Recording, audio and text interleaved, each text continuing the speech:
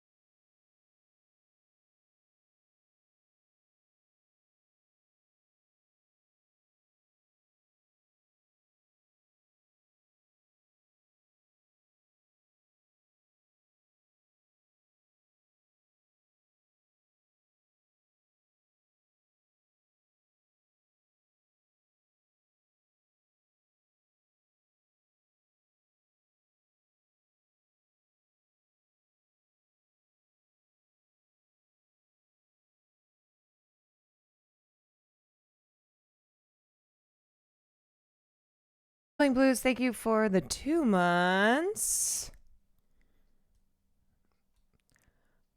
I'm just kind of vibing right now, you know?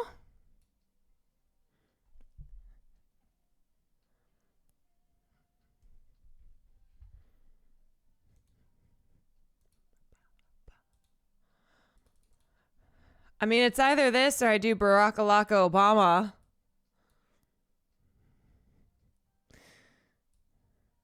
Wait, she did the song that was used in iPod commercials? I remember those. I remember the iPod commercials.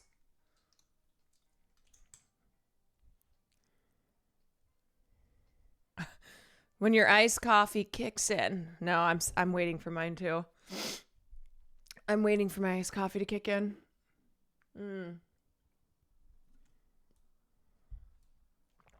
Okay. You know what? Honestly, music just kind of hits differently in the morning. I usually put on more of a chill playlist for morning streams. It's a real vibe.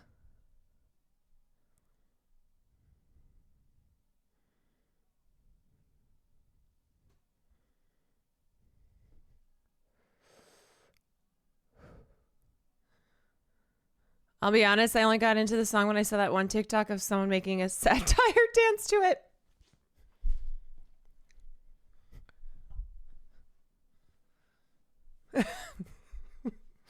What is the playlist? So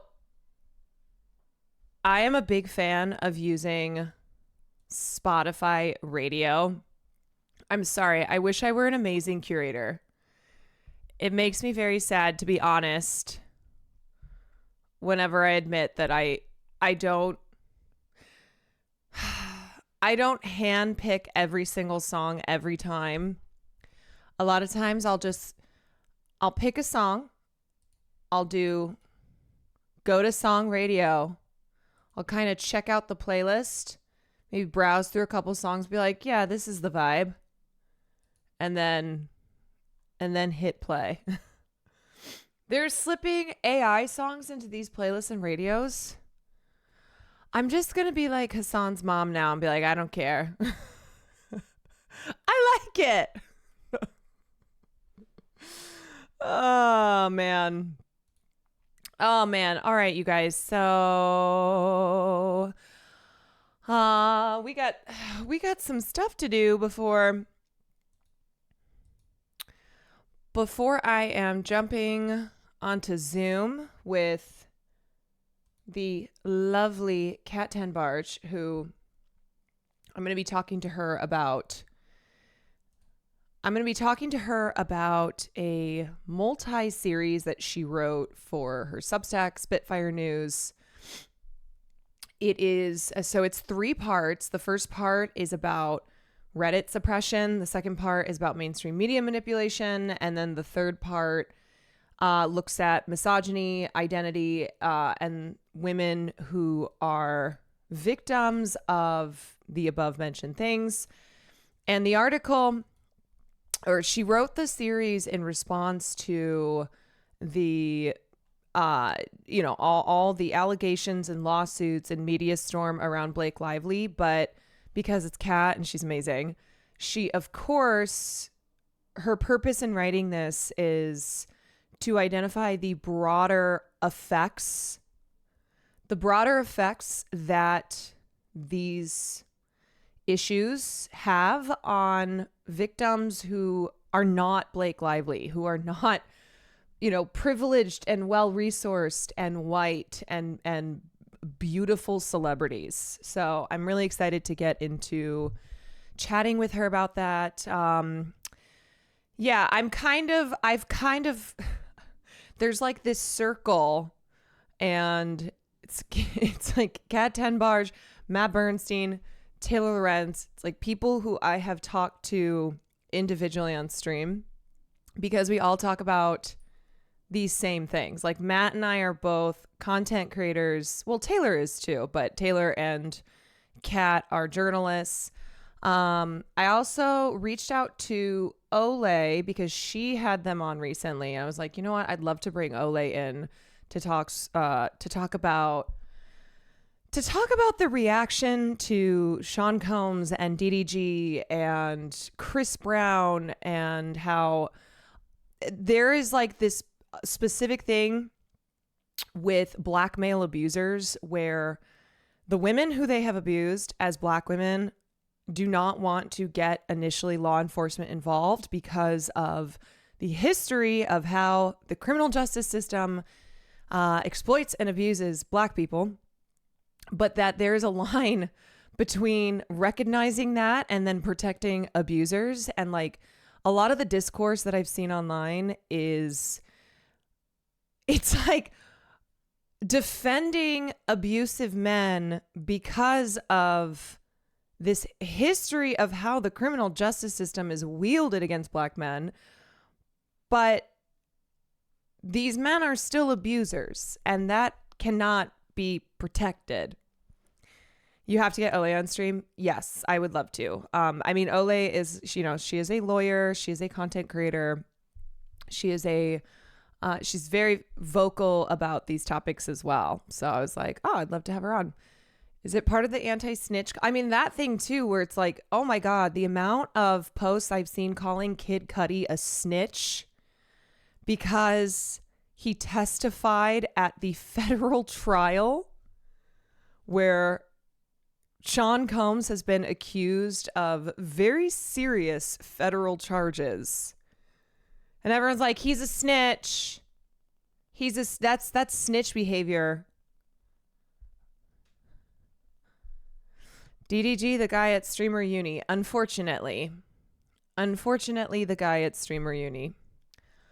Alopecia, just know that your message was deleted for your own good.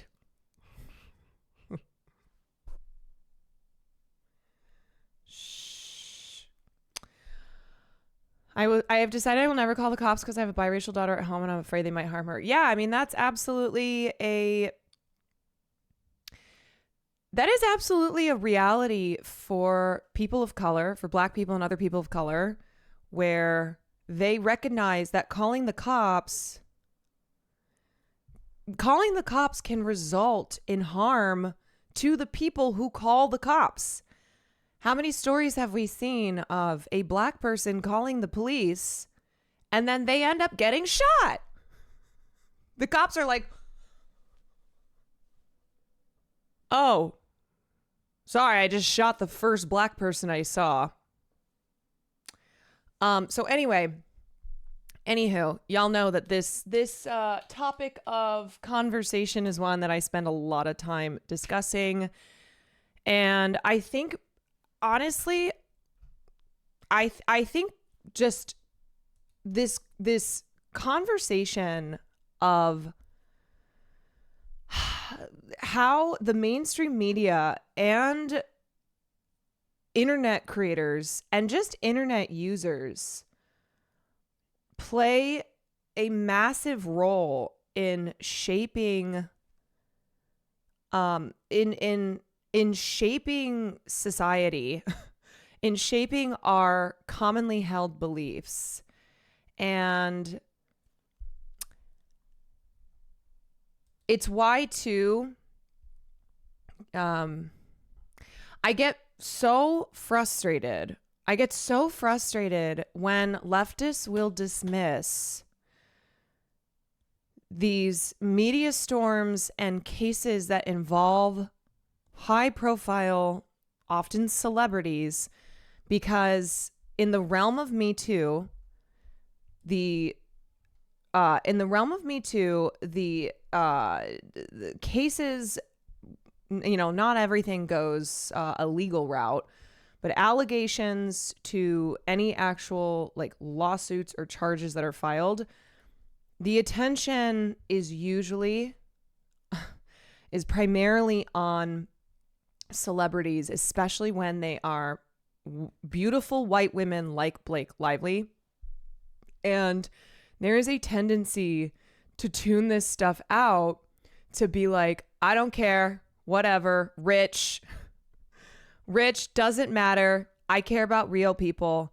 And it's like, you need to understand that the privileges that Blake Lively has do not trickle down, but the way that she is treated by the internet and by the media, that trickles down. So no, Blake Lively's privileges and resources that she as a very rich white celebrity woman has, they do not trickle down. Yet the public perception of victims of abuse starting at the top does. And I think it's really important to understand that we use an example like Amber Heard, Blake Lively, you know, name a white celebrity woman who's been a part of the Me Too movement. We use those examples not because we're saying that those are the only cases that matter, that it's like, oh, the real victim, you know, the only victims in this world are the Blake Lively's, but because of what this means for most women, especially Black women and other, you know, working class or working Black women and other women of color who are disproportionately harmed. Like, Black women are disproportionately more likely to experience workplace sexual harassment, but they do not have any privileges or whatnot in being able to combat that, because those stories don't even get any attention. Like these are just everyday occurrences.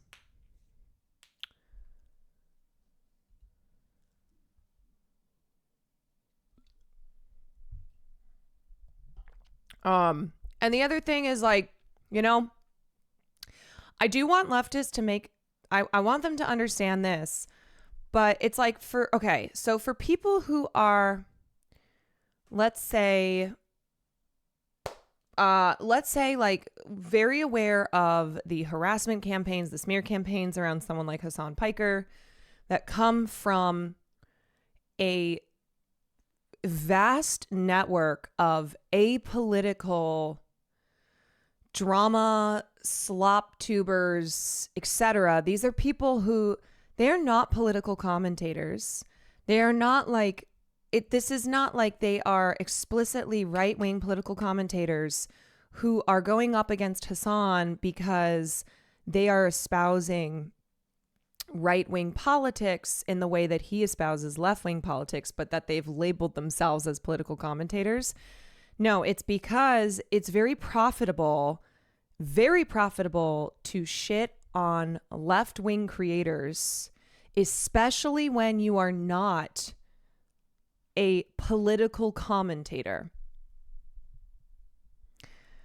Question, Caroline, how come you haven't spoken up about the amount of hate that Frogan... I literally have, so thank you, but goodbye.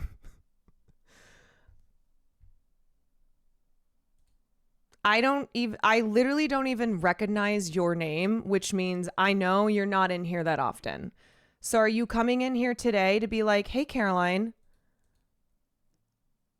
hey, how come you haven't spoken up about what's happened to Frogan? I don't even know your name.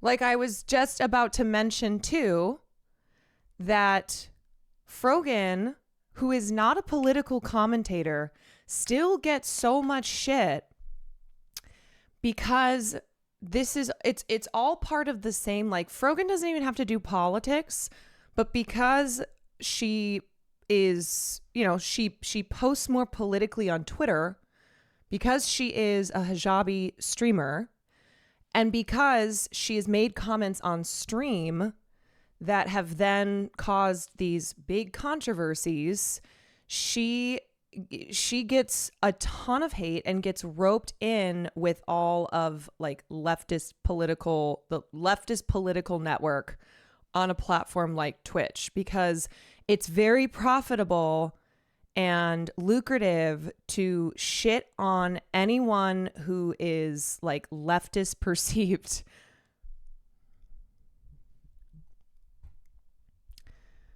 Frogan has expressed her appreciation for Caroline for speaking up for her. It's one of the reasons I started. I just really don't appreciate. I noticed that Scorpio Girl has not. Yeah, I apologize. I'm not a frequent watcher. So do you understand that that's very uncool? Very uncool to come into here when we know you're not in here because we don't recognize your name and be like, how come you haven't done this thing? It's very disrespectful. Especially considering that I myself have been the victim of smear campaigns, that I still have to deal with this shit. And because I don't make my content specifically around what every other YouTuber or Twitch streamer is saying and doing, and instead I broadly approach issues where my look at my coverage of my political perspective is one where I will apply it through my analysis of pop culture. It's like people will then go, oh, you don't care about this, or you've never, shame on you for X, Y, and Z.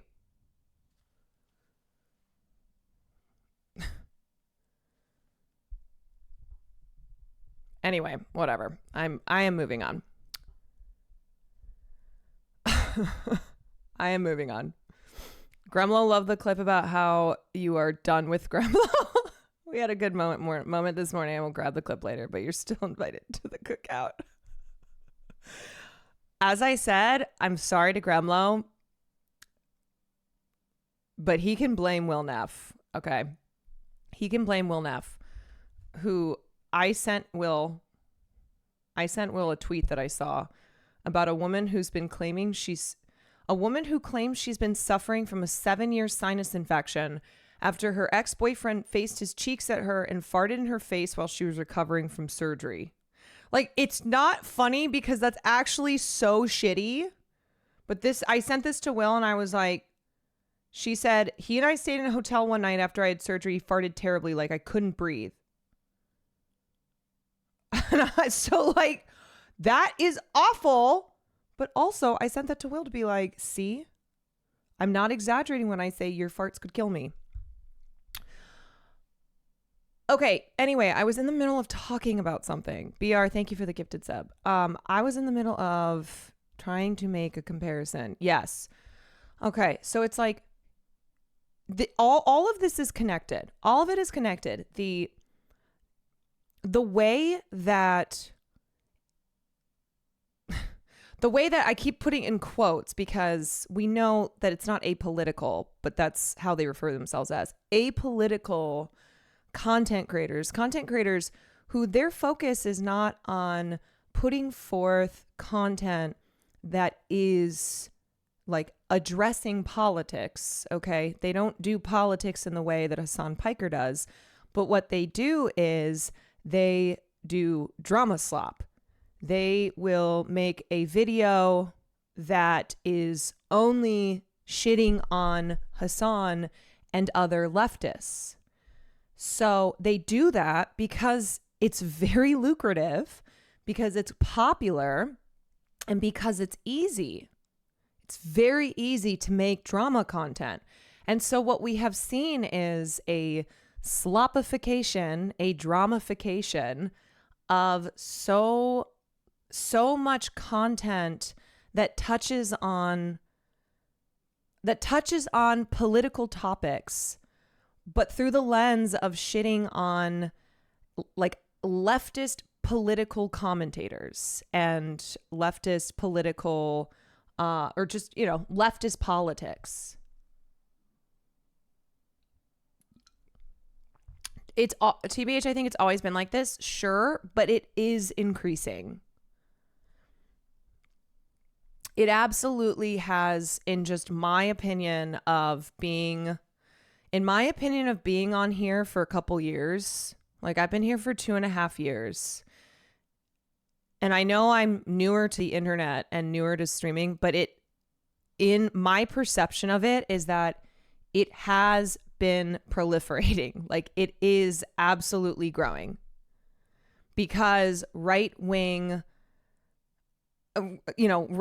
content is very popular now on the internet.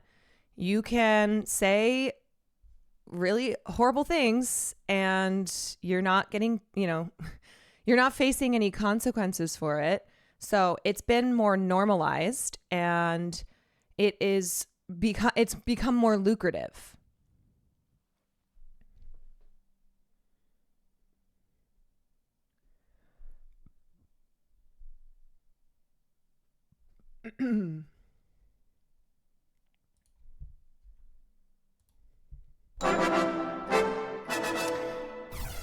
Some More News has a video, a wonderful breakdown of this apolitical influencer grift. I wish I had time to watch this whole thing, but I wanted to watch, what time is it? 9:00. I wanted to watch Shanna Spears' video before I have my conversation with Kat. So I'm going to save this. The next generation of MAGA influencers. There we go. Okay. You're going to get this for Will?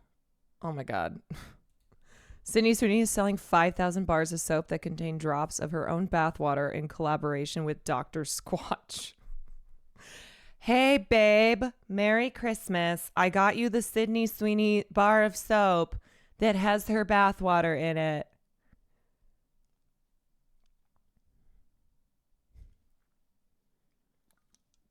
I will take all 5,000. What if I bought all 5,000? There's a big jump in viewership during the pandemic. A lot of streamers turned to drama farming to keep those numbers up, and it's made the whole space more toxic than it used to be.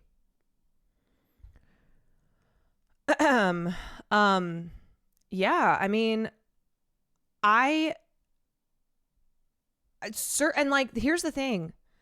Israel and Palestine, 10/7, that was a massive catalyst. A massive catalyst. Because streamers, content creators, whether they were political or not, like, use that as an opportunity to make shitty slop content. I remember my first year of streaming before October 7th happened, and I did not deal with what I have to deal with now. There is my streaming career before October 7th. There is my streaming career after October 7th. And there is a marked change. Not sure if I'm a first-time chatter, but I'm pretty new and I have to agree wholeheartedly. A lot of these slop creators have such unearned confidence with what they're talking about. Normally it wouldn't matter because it's basically content creator drama, but now it's actual news like Palestine. They're causing irreparable harm. Yes. Yeah. Like, there are very serious things that are at the core of so much of this slop content, where it's like you have people who are saying bring an end to genocide, right? People who are explicitly stated leftist creators who are advocating for the freedom and safety of Palestine. And then you have this growing network of drama creators who use this as a way to win internet points and grow their followings. And it's like, what's at the core of all this, not all the content is related to Israel and Palestine specifically, but a lot of it is. A lot of the most heinous smear campaigns revolve around the issue of Israel and Palestine. And so it just is very gross. It's very gross when you remember what's happening in the real world and how it is being used by internet creators. Hating on James Charles for being a creep was a simpler time. It's like, yeah. Remember when that was what it was? Okay. Also, people who aren't tuned in end up seeing the dramatization of politics in Gaza, and they tune out because they are turned off by the drama. Yeah. Which is why my approach when I cover topics is I really try and stay away from... I try and stay away from engaging in like personal warfare with content creators or any... I don't want my content at all to give off the vibe of drama slop. Because of the reasons that we've just stated. And that's the thing is like, look, for the most part, I don't engage because I know what the purpose is here and I know what will get lost. If I engage in a back and forth, it's just nonstop slop feed for the growing accounts on Twitter and YouTube and Twitch that need this to survive Because if they don't have it, then if attention is not paid to it, then they have to do something else. So I'm not going to participate in it. I'm not going to participate in it because I'm giving them what they want. And I know not everybody agrees with me, but this is my approach to things. Because otherwise it turns into a so-and-so said this about so-and-so, about reacted to this, who reacted to this, who reacted to that, who reacted to this, who reacted to that. And that's what everyone's attention is then on, no matter what your beliefs are. Like, we lose, in my opinion, we will lose the plot.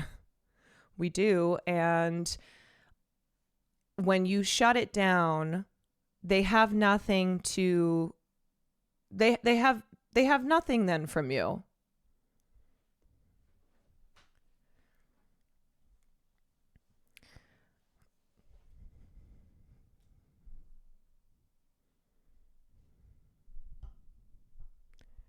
You know? I get that it's hard not to defend yourself against lies, but it really does. Yes, and I think there are certainly exceptions, okay? There's certainly exceptions. You know, Hassan has faced years of people trying to deplatform him, and he and invalidate, and like the thing is too is he is by far and away the most visible, the biggest leftist commentator. There is a lot of attention, good and bad, that gets put on him because of the level of success that he has attained. You know? So I think the way I approach things, I don't expect him to, he can't approach it in the same way. It turns into I'm disagreeing not because of the content, but because fuck you and I'll never agree with you. Yeah, and a lot of times it just turns into, as we see these personal grievances being nonstop aired, and it's like, bro, this now just feels like beef. Often one-sided, but okay. Anyway. Anywho, let me pull up where is the one that I want to look at here? Hold on a sec.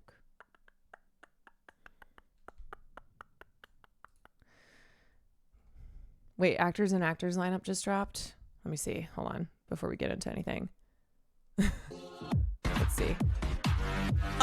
Colin Farrell and Danny DeVito. Oh my God. Arnold and his son. The Nepo baby speaks to the Nepo father. Zio, thank you for the 28 months. About Tree Fitty, thank you for 11 months. Dave Chappelle and Mo Amer. Seth Rogen and Jason Segel. Oh. Are you kidding me? Parker Posey and Lisa Kudrow. Cooper Coach and Sam Nivola. Honestly, don't really care. Natasha Rothwell and Sterling K. Brown. That'll be fun. Amanda Seyfried and Adam Brody. Diego Luna and Javier Bardem. Joe Locke and Charlie Cox. Don't care. Catherine Hahn and Kate Hudson. Yes. Carrie Russell and Scott Speedman. Kristen Bell and Adam Scott. That one will be fun. Billy Bob Thornton. Billy Bob Thornton and Kathy Bates? That one feels the most random. I'm not going to lie. Billy Bob Thornton and Kathy Bates. Okay. There's a few in there that excite me.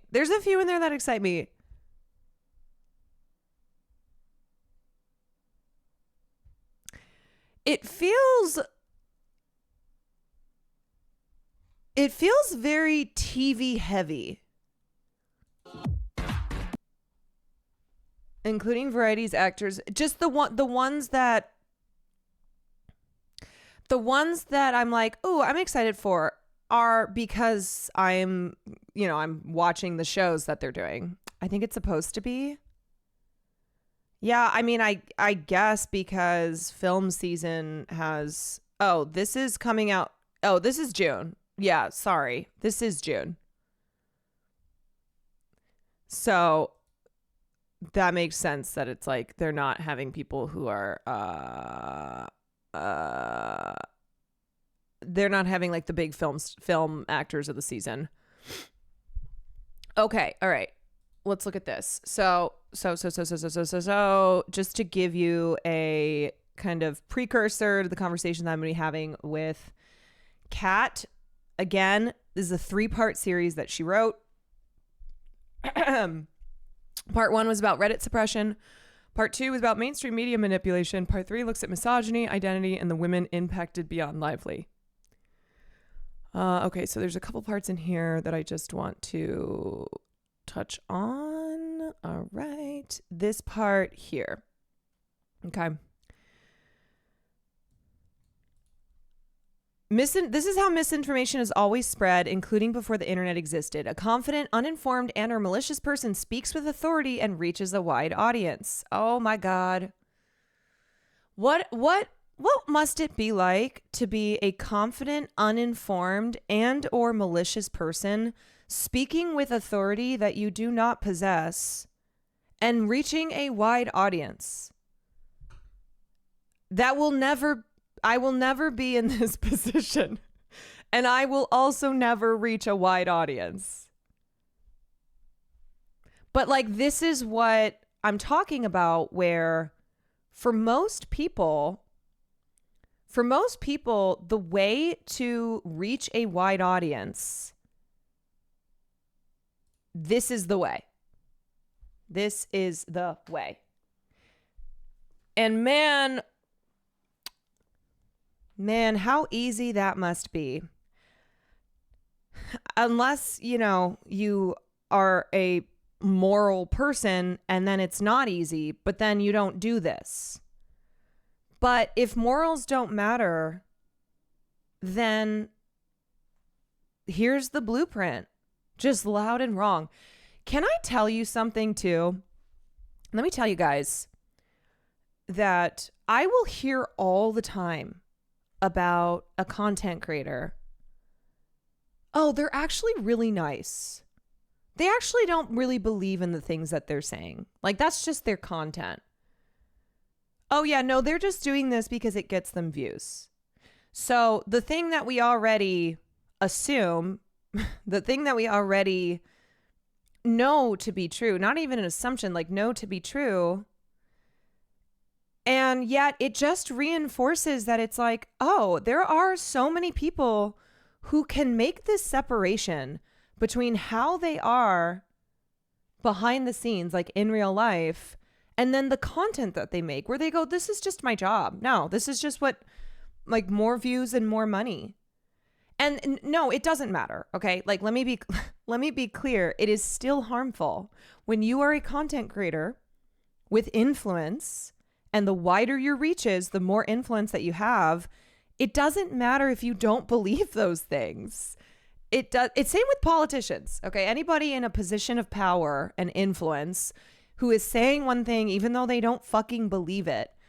Because if the things that they are saying and the way that they are influencing is harmful, then it doesn't matter if it's not something that they actually believe in or not. Which is why I almost have, respect isn't the right word, but I guess on the spectrum of, I have more respect for people who do believe those things, and that's why they say them. For instance, Ben Shapiro's sister, what's her name? Abby? What was her YouTube account? Actually, Abby? Something like that. She was trying to be a conservative influencer, but like very, very in the traditional sense. Okay. Classically Abby. Yes. Classically Abby. she was very much so about like wearing dresses and being a mother. And here are the things that you do in a traditional conservative way of life. That is the way that we should be returning to. And you know what happened? Her content was just not successful. Like she kept going down, down, down, down, down until she finally quit. She's like, I'm just going to go be a mom. I'm done. And it's because a lot of the conservative adjacent content creators, YouTubers that she was competing with, they were very different from how classically Abby was. And because she really believed in the things that she was saying, in like, I really believe that women need to dress and act this way. Eventually she was like, okay, I guess this is just not, I can't make it as a YouTuber, so I'm leaving. I'm out. Now, it's not to say that I agree with her, okay? I am not condoning classically Abby's content and the the lifestyle and political beliefs that she was espousing. But I use her as an example because I do think that she's a person who genuinely believes in those things and was making content because she wanted to genuinely influence others to live this lifestyle and have these beliefs around family, God, etc. And when it was not working out, rather than pivoting to be like, okay, now I'm still going to do, conservative. I'm still going to have a conservative bent to my content, but I got to change things up. Because I see what's working. And so I got to do that instead. She didn't do that. Maybe she still will, but as far as I understand, she just kind of left the content world. I really respect Carolyn because she's at least extremely true to her beliefs. You know what? So true. Carolyn says what she means and means what she says. But anyway, you know what I'm saying there, where most people, it feels, or at least more and more people now, are very loud and wrong, but they don't care. And that's intentional. And because more and more people who are doing political commentary by shitting on leftist creators, like even though it's slop, even though it's drama, they are engaging politically by shitting on the beliefs of leftist political content creators. Okay, a person trying to This is how misinformation is always spread. A confident, uninformed, and malicious person speaks with authority and reaches a wide audience. A person trying to correct them after the fact reaches far fewer people with the truth. Remember, a lie gets halfway around the world before the truth can put its boots on. It is so hard to combat misinformation for a variety of reasons, but one being that people are very inclined to believe the first thing that they are hearing. So if you hear a narrative, despite it being false, it's hard to reach people with the truth because they go, nope, I already heard this. I already believe this to be true. First impressions, right? First impressions. What frustrates me to no end is witnessing those sloppists finding out that they can cause IRL ramifications. They're becoming actual menaces, engaging the ADL Congress people. Right. Yes. Causing fundraising events being canceled, postponed. Yes, there are real consequences to this. Let me be clear. And consequences too in being a distraction. Right? A lot of this is very distracting. It's very distracting. Even if the lie goes with the escalator and the truth takes the stairs, it will reach the same destination eventually. But it is often the case that there is not equal opportunity to stop and correct misinformation. You might think that one way to combat social media driven smear campaigns is to make the same kind of content in support of victims. You would think that, but you would unfortunately be treating this way too simply. There are people doing just that, but they face an uphill battle on an uneven playing field. Yep. Anna Bash is a TikTok creator with just under 100,000 followers. As a member of the Creator Fund, she said she was able to pay her rent from money that she made on TikTok. In December, a video that Bash made about Baldoni surpassed 1 million views.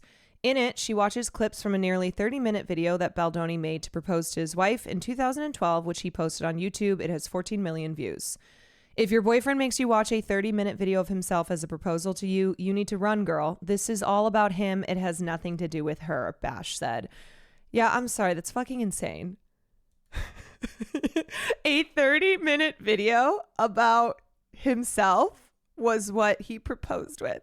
Can you imagine if like Will ever proposed to me and he presented me a 30-minute video of clips of Will Neff clips? It was like a clip compilation and I had to sit there and watch it and be like, okay, bro, at least make a YouTube short, please, bro. Please, at least make a YouTube short. Come on. There's short content. 30 minutes is fucking long.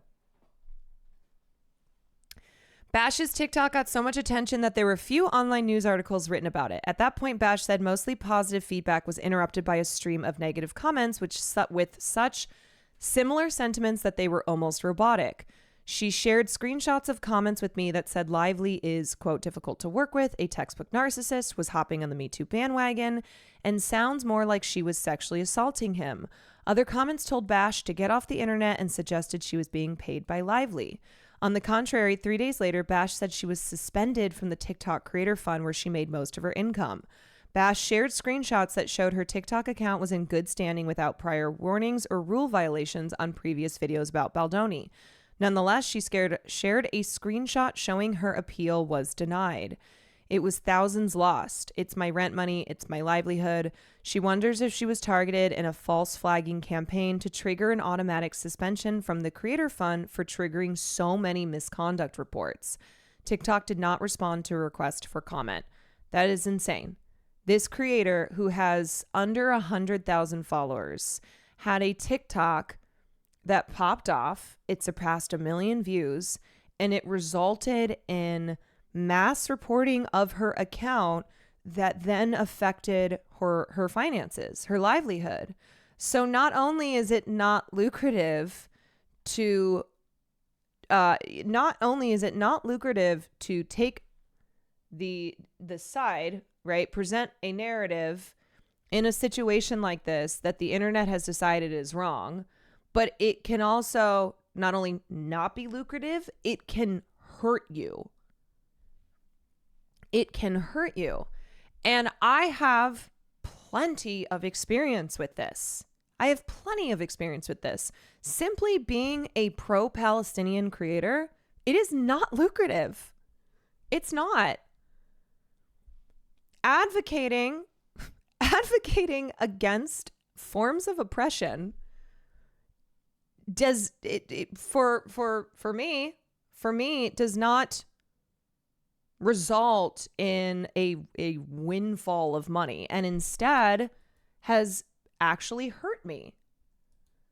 So this idea that like being pro-Palestine is a grift, not for me, not for the people that I know.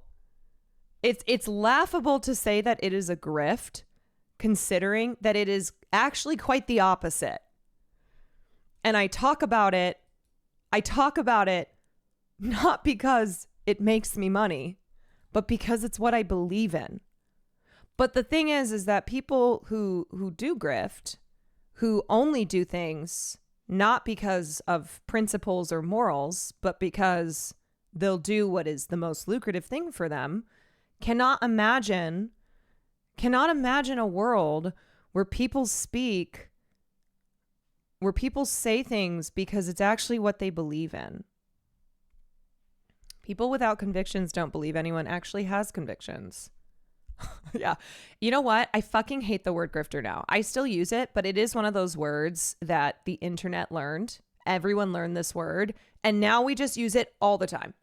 Grifter is applied to anyone and everyone. There are certain words that when everyone on the internet seems to learn, then it loses the meaning. It loses all meaning. Grifter, just met her. Let me buy her a drink first. Okay. Social media platforms like YouTube and TikTok are positioned as neutral spaces where anyone can share their opinion on equal footing as long as they don't violate community guidelines. But in practice, that's not the case. Once a specific narrative framing like Depp good, Heard bad, or Baldoni good, Lively bad gets traction, creators benefit from sharing that viewpoint. The algorithm is trained to suggest content with this skew to new and returning viewers, like how I got served the pro-Baldoni anti-Lively TikTok immediately upon opening the app, and Lively's defenders face online harassment and targeted attacks. The thing that gets the narrative framing to stick can be organic or coordinated. A group of mid-sized creators who know each other and make similar content can easily direct narratives by getting ahead of the story and attacking prominent people on the other side. They can draw conclusions before hearing the evidence and in whatever way fits the preconceived bias. They can turn people into characters. Some of the people who created and collaborated on pro-Depp anti-Heard content immediately seized on the Lively case with the same framing because it resulted in huge attention and profit for them a few years ago. This niche goes by different names, including drama and commentary channels, pop culture justice channels. I'm sorry, but this makes me gag. Not like I'm gagged. This makes me gag. Pop culture justice. Oh my God. You know what? Move aside, social justice warrior. I am a pop culture justice warrior now. Okay? That is how I'm labeling myself. Fuck it. Fuck saying I have anything to do with politics. I am a pop culture justice warrior. Okay? Spread the news. Spread the news.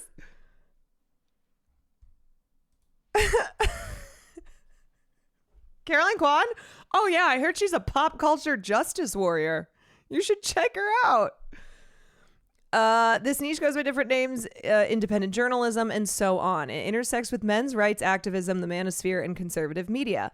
But it has resulted in creators and audiences who are now hunting for new women to throw on the pyre. Those women don't have to be famous.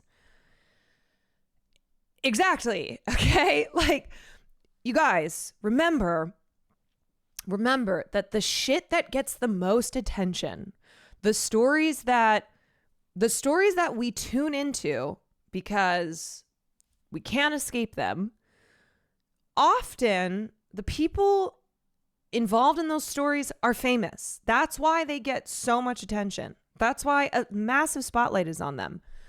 But most of the time, those who are affected by stuff like this are not famous. They are not well resourced. They don't have the ability to combat this, whether it's on the internet or it's off the internet, online or offline. Okay, this story is awful. In 2023, I reported on a woman named Samantha White. Sam is an everyday single mom who started using TikTok in 2020. Over the course of that year, Sam's marriage turned abusive. She reported her ex-husband to the Coast Guard base that he worked at for emotional, physical, and sexual abuse. In response, he denied the allegations and accused Sam of emotional and physical abuse. The Coast Guard investigated and found that Sam's allegations met their criteria while her ex-husband's didn't. He was discharged from misconduct. A few days later, at the end of 2022, Sam's ex began posting videos of her online. The videos featured Sam in distress during confrontations towards the end of their abusive relationship when she was trying to leave. They went viral with people mocking Sam, giving her cruel nicknames, and labeling her as a crazy woman who her ex had to escape. Sam had already made TikToks about healing from abuse, and she posted her story and evidence. They received a tiny fraction of the views that her ex received. As a reminder, these are not content creators. These are normal people. Sam, the woman in the situation who was using TikTok, okay? And then after she went through this with her ex, he went to the internet to try and smear her because of how easy it is. Because it's like nowadays, if you have victimized somebody and then you want to smear them on top of it, just run to the internet. Run to the internet. There are plenty of people. It does not matter if you were fucking charged in a court of law. It does not matter if the person that you victimized has a mountain of evidence. None of that matters. Okay? You just present yourself as, you guys, I'm just a normal person and I'm also the victim of a crazy person, my partner, I'm a victim of a witch hunt, etc. And plenty of people online will support you, and this will lead to real life repercussions for your victim. So her TikToks received a fraction of the views that her ex's did, and his videos were spreading to the front page of Reddit and to men's rights activists who love to seize on this shit. Of course, men's rights activists go, "Oh, a man who's being accused by yet another crazy woman. Come on, let's get the troops." Someone left a Post-it note on Sam's door in 2023 with a link to a YouTube Shorts video of her and the words, "You need to see this." Some fucking loser copied, pasted a link to a YouTube Shorts video, left it on a Post-it note, and put it on her door. One of the most persistent men's rights creators who has been making videos about Sam for more than a year is a woman named Chloe Sunderland, who has close to 2 million subscribers. According to her YouTube channel, she's currently engaged, but back when I interviewed her, she was a single mom like Sam. They both said that they had left abusive ex-husbands, and both of them were interrupted during our calls by their young kids. Sunderland acknowledged to me that her videos drove the false perception that women were more abusive than men, and she told Sam in messages that she didn't care that Sam's ex-husband had been kicked out of the Coast Guard for abusing her. Oh my God!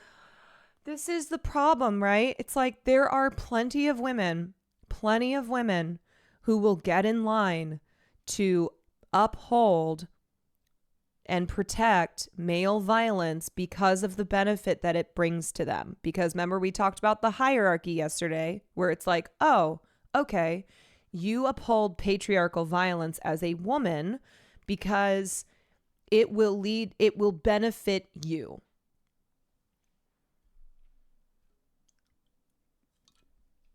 And as a content creator, I talk about this all the time. As a female content creator who tries to combat this, I come up against so many women in these spaces who are exactly like Chloe Sunderland, who they know what they're doing.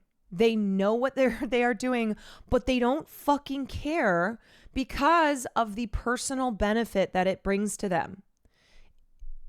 As long as they are profiting off it, it doesn't matter to them.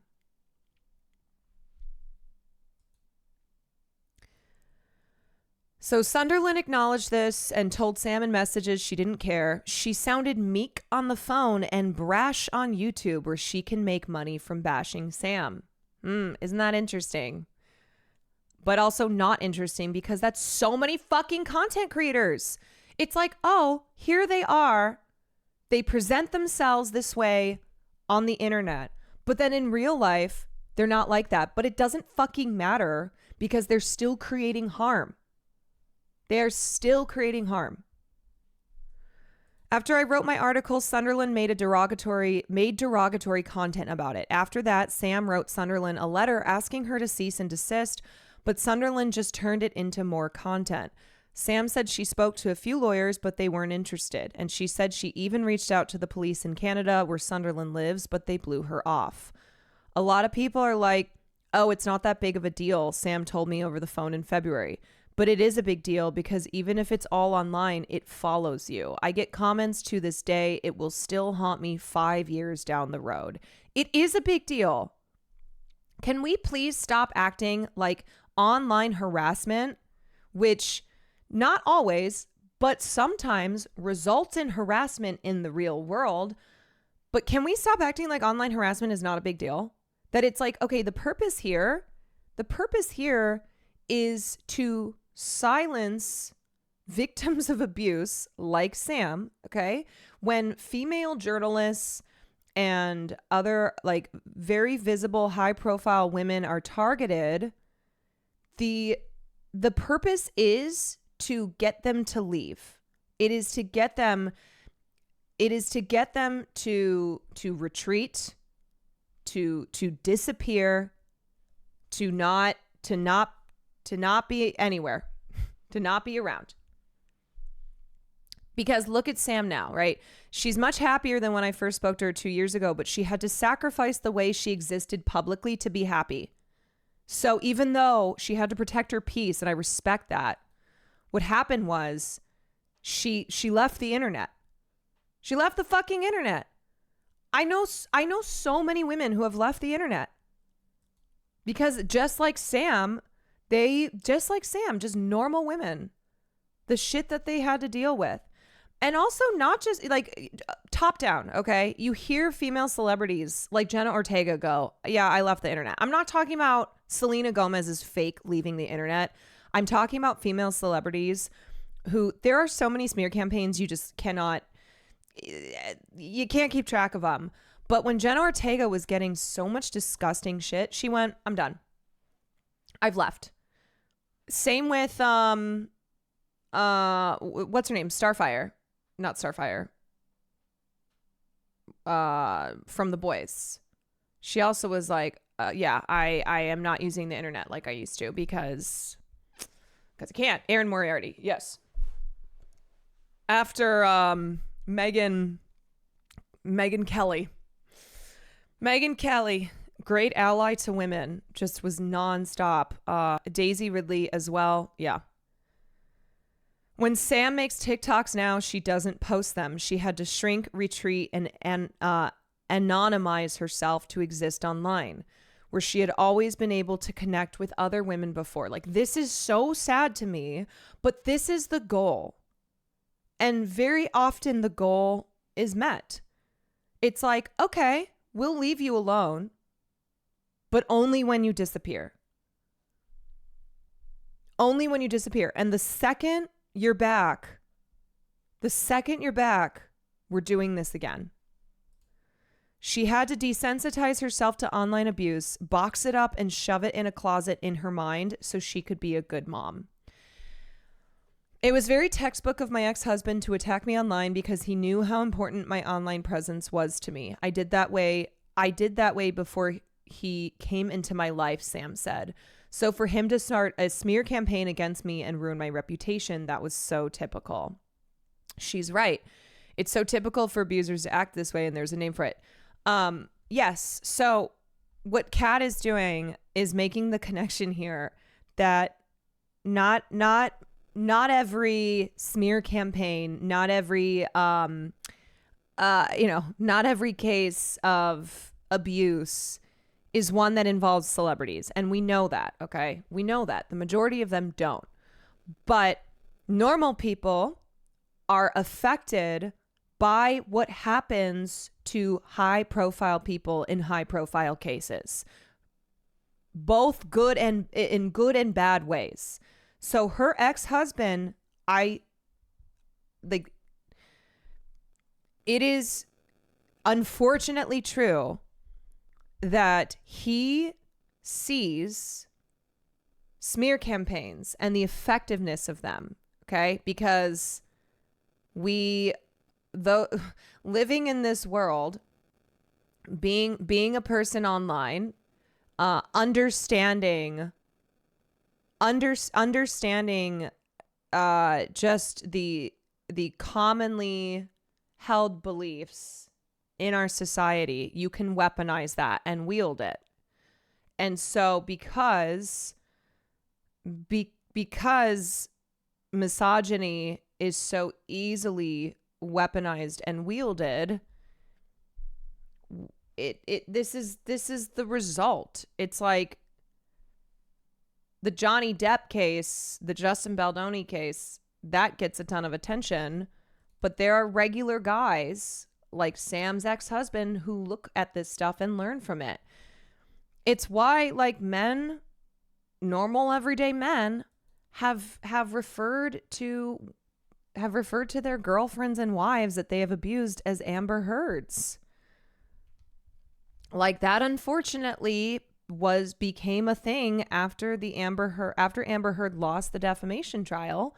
Is like abusers looked at that and went, "Oh, there's a playbook that I can pull from.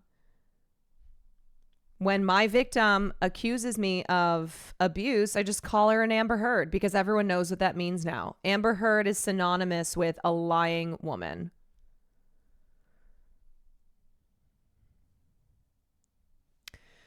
Another thing Heard and Lively have in common is they are both white actresses. The Me Too stories that get the most media attention, from tabloids to YouTube to cable news, are the cases involving celebrities.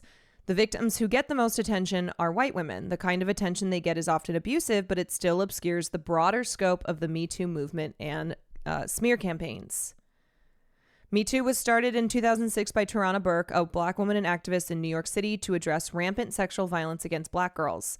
The movement as a hashtag was started by actress Alyssa Milano in 2017, and Me Too has been most widely defined by high-profile cases about sexual violence, abuse, and harassment ever since.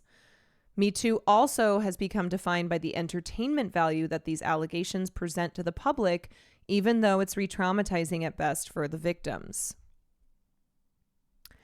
This era of Me Too minimizes the movement's origin with black women and girls and continues to minimize black women and girls even when they are celebrities. Rapper Meg Thee Stallion was shot by fellow rapper Tory Lanez in 2020 and obtained a restraining order against him this year on the grounds that he continues to harass and drive a social media smear campaign against her from prison. Meghan Markle has been harassed and smeared by racist hate accounts, tabloids, and royal family fans since 2016. Black women are also disproportionately more likely to experience workplace sexual harassment. Blake Lively has her celebrity, her wealth, her whiteness, her beauty, all these forms of far-reaching privilege. The everyday survivor of workplace sexual harassment doesn't have these privileges or resources. They do have to wonder, am I going to be able to feed my children if I decide to stand up for myself? I believe this is why it's incredibly underreported, because people don't have that power. Only a certain segment of our community can do that. Otherwise, you're struggling for the rest of your life.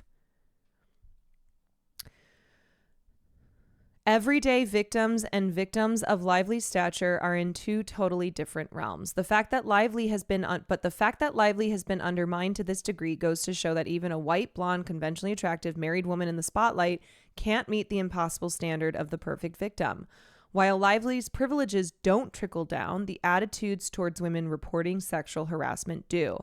It's the thought that you're lying. It's the thought that you may have made a play for power. It didn't work out in your favor, and now you're trying to tarnish someone's reputation. There's no such thing as this ideal perfect victim. In Bash's TikTok comment sections, Lively's detractors often brought up her whiteness. Some brought up how Lively and her husband Reynolds got married on a plantation, which Reynolds apologized for in 2020. That is something I can't forget. Lawrence, who is a black woman, said about Lively romanticizing the antebellum era of slavery in the U.S. Lawrence foresees Baldoni's team using Lively's past controversies against her during court. If someone is viewed as problematic, so they may try to put all kinds of criticism in front of the jury, even if it only serves to deflect from the credibility of Lively's sexual harassment and retaliation allegations. If someone is viewed as problematic, it's difficult for a lot of people to see them as a victim because that would be more nuanced. I think that played a role in society's willingness to say, I knew it, she lied about it, in addition to how our society is programmed to disbelieve women. But, and this is a really important point, This undermining of credibility only goes one way for the majority of people talking about the case. Baldoni's problematic history, which let me tell you is extensive, okay? So people who are defending someone like Justin Baldoni will pull up the not so pretty parts of Blake Lively's past as a way to undermine her allegations of sexual harassment and being smeared by Justin. But then simultaneously, his problematic history is not weaponized against him. He literally, like, I mean, I can ask Kat to get into it more, but Lively is guilty in the court of public opinion without a chance to defend herself in a real court, while Baldoni benefits from a level of support he's never previously received without having to prove his allegations. And we see this with normal everyday people, where it's like some guy who's been accused of abusing a woman. People will immediately dive into all the things about her in a way that are not perfect, in a way to discredit her, but will ignore the fact that, like, maybe other people have accused this guy of being a creep, or maybe there are things in his past that should undermine his credibility, but none of that is taken into account.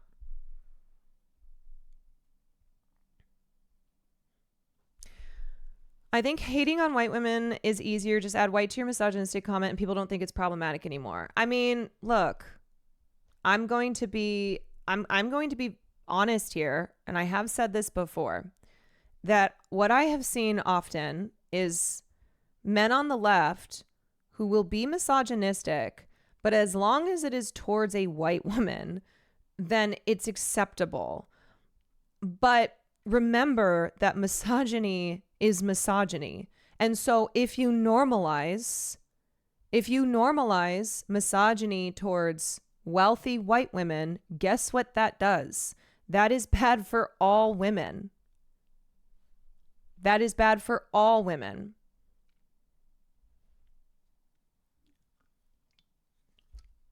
It's like I'm being misogynistic towards a wealthy white woman while also advocating for working class women. Those two things don't align. And like it's why too I get so frustrated.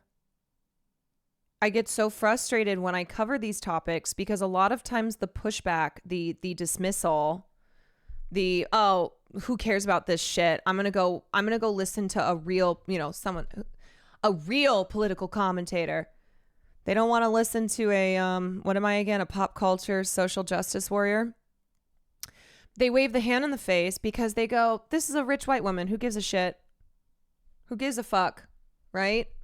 Why are you dying on this hill? You only care about rich white ladies who get married on plantations? And It also waters down the valid criticism against white women using their whiteness. Yes, like, oh my God, nuance is dead. Nuance is dead. It's like, do you not understand like what's going on here? And you read this as, oh, so I guess we're just going to prioritize rich white women in this world yet again, because those are who the victims are. No. That's not what we're saying. But we're saying if this is what happens to rich white women, you know how much worse it is for women who are not wealthy and white. Okay? Who do not get the media attention and do not have the resources to fight back against this shit. Look at what is like, if you do not recognize that if this can happen to Blake Lively, this happens to every woman who is not Blake Lively.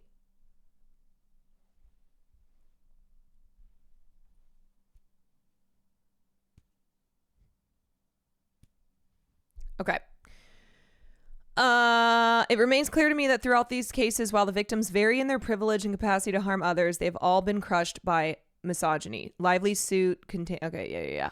All right. Oh my gosh, it's already almost 10. Okay, I'm not gonna have time to watch this whole video, but we will watch We shall watch some.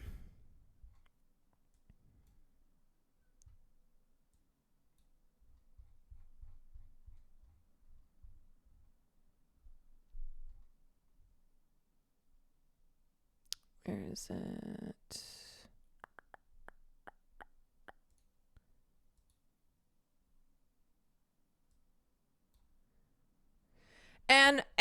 And here's the thing too, y'all. Here's the thing, okay?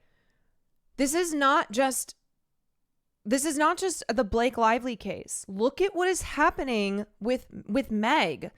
Look at all the people, both celebrity and non-celebrity, white, black, Asian, etc., who are saying free Tory Lanez, who are defending DDG. Okay? Like, this is a fucking massive problem. And it's not just about it's not just rich white women. And look at Halle, like the way that they are treating Halle Bailey. Look at this shit. I mean,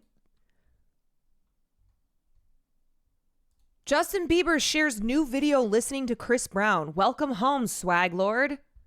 You know what that does for the millions of Justin Bieber fans out there? That means it is not only acceptable, but it is good to continue supporting Chris Brown, who has such a lengthy history of violence.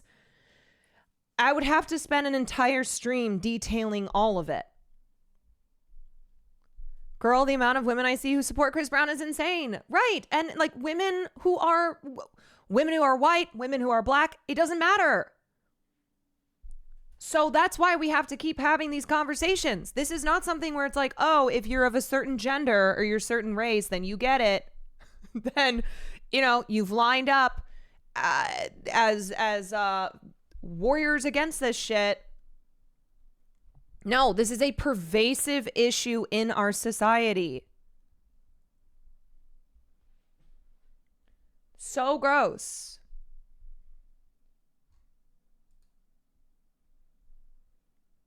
Where has he been? He got arrested in the UK for another instance of violence from 2023. That's where he's been.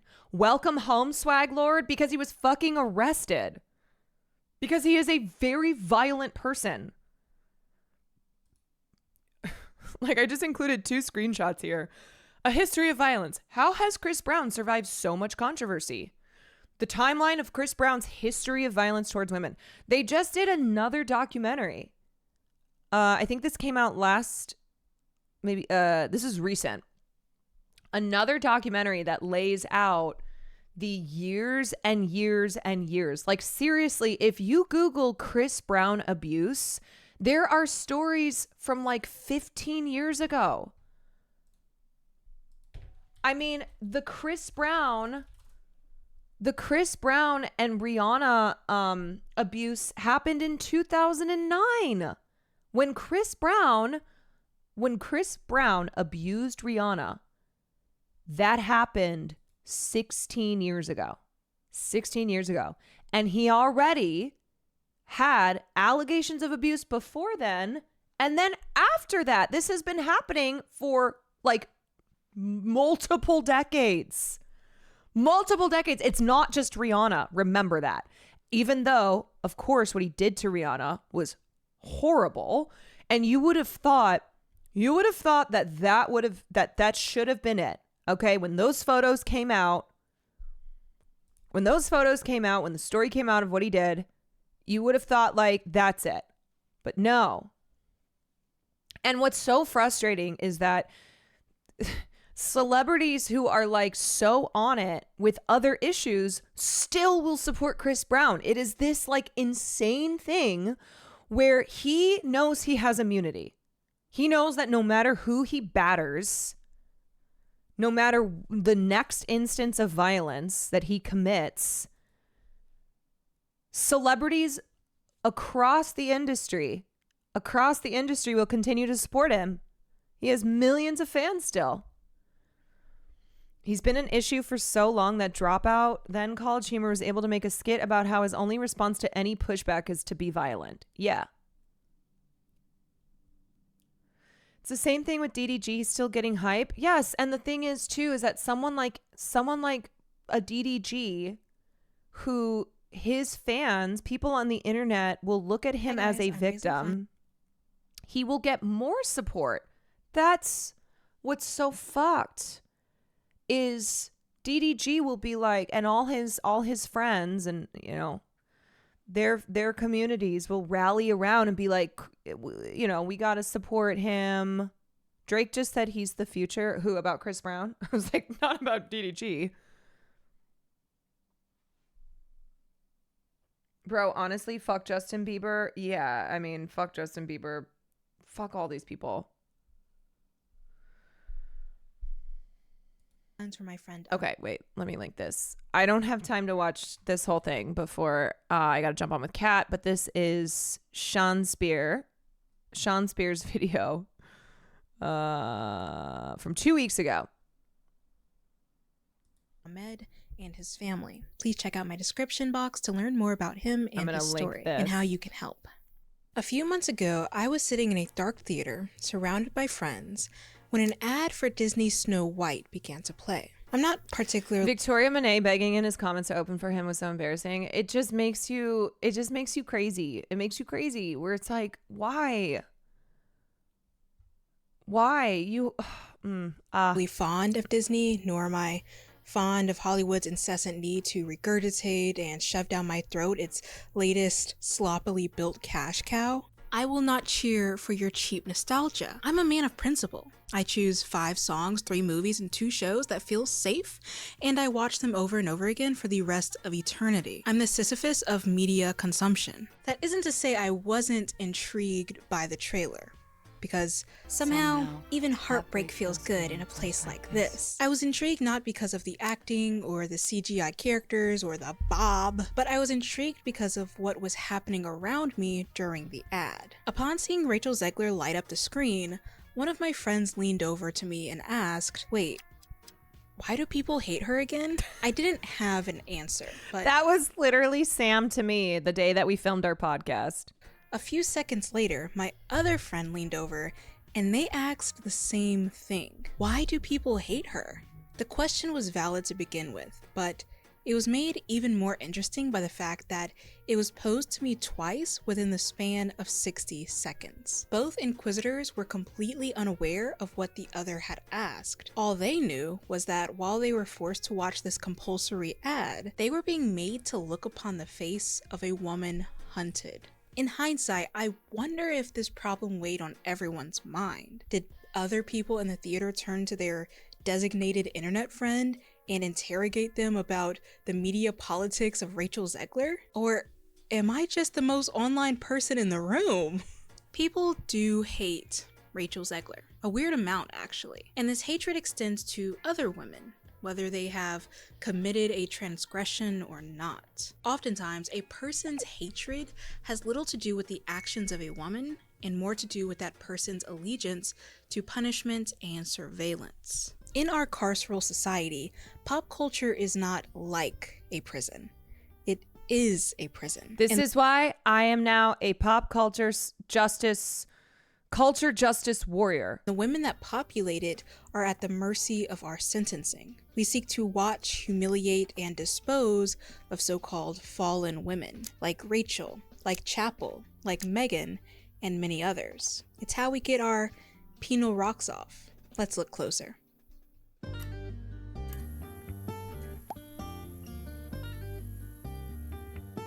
Pop culture is a prison.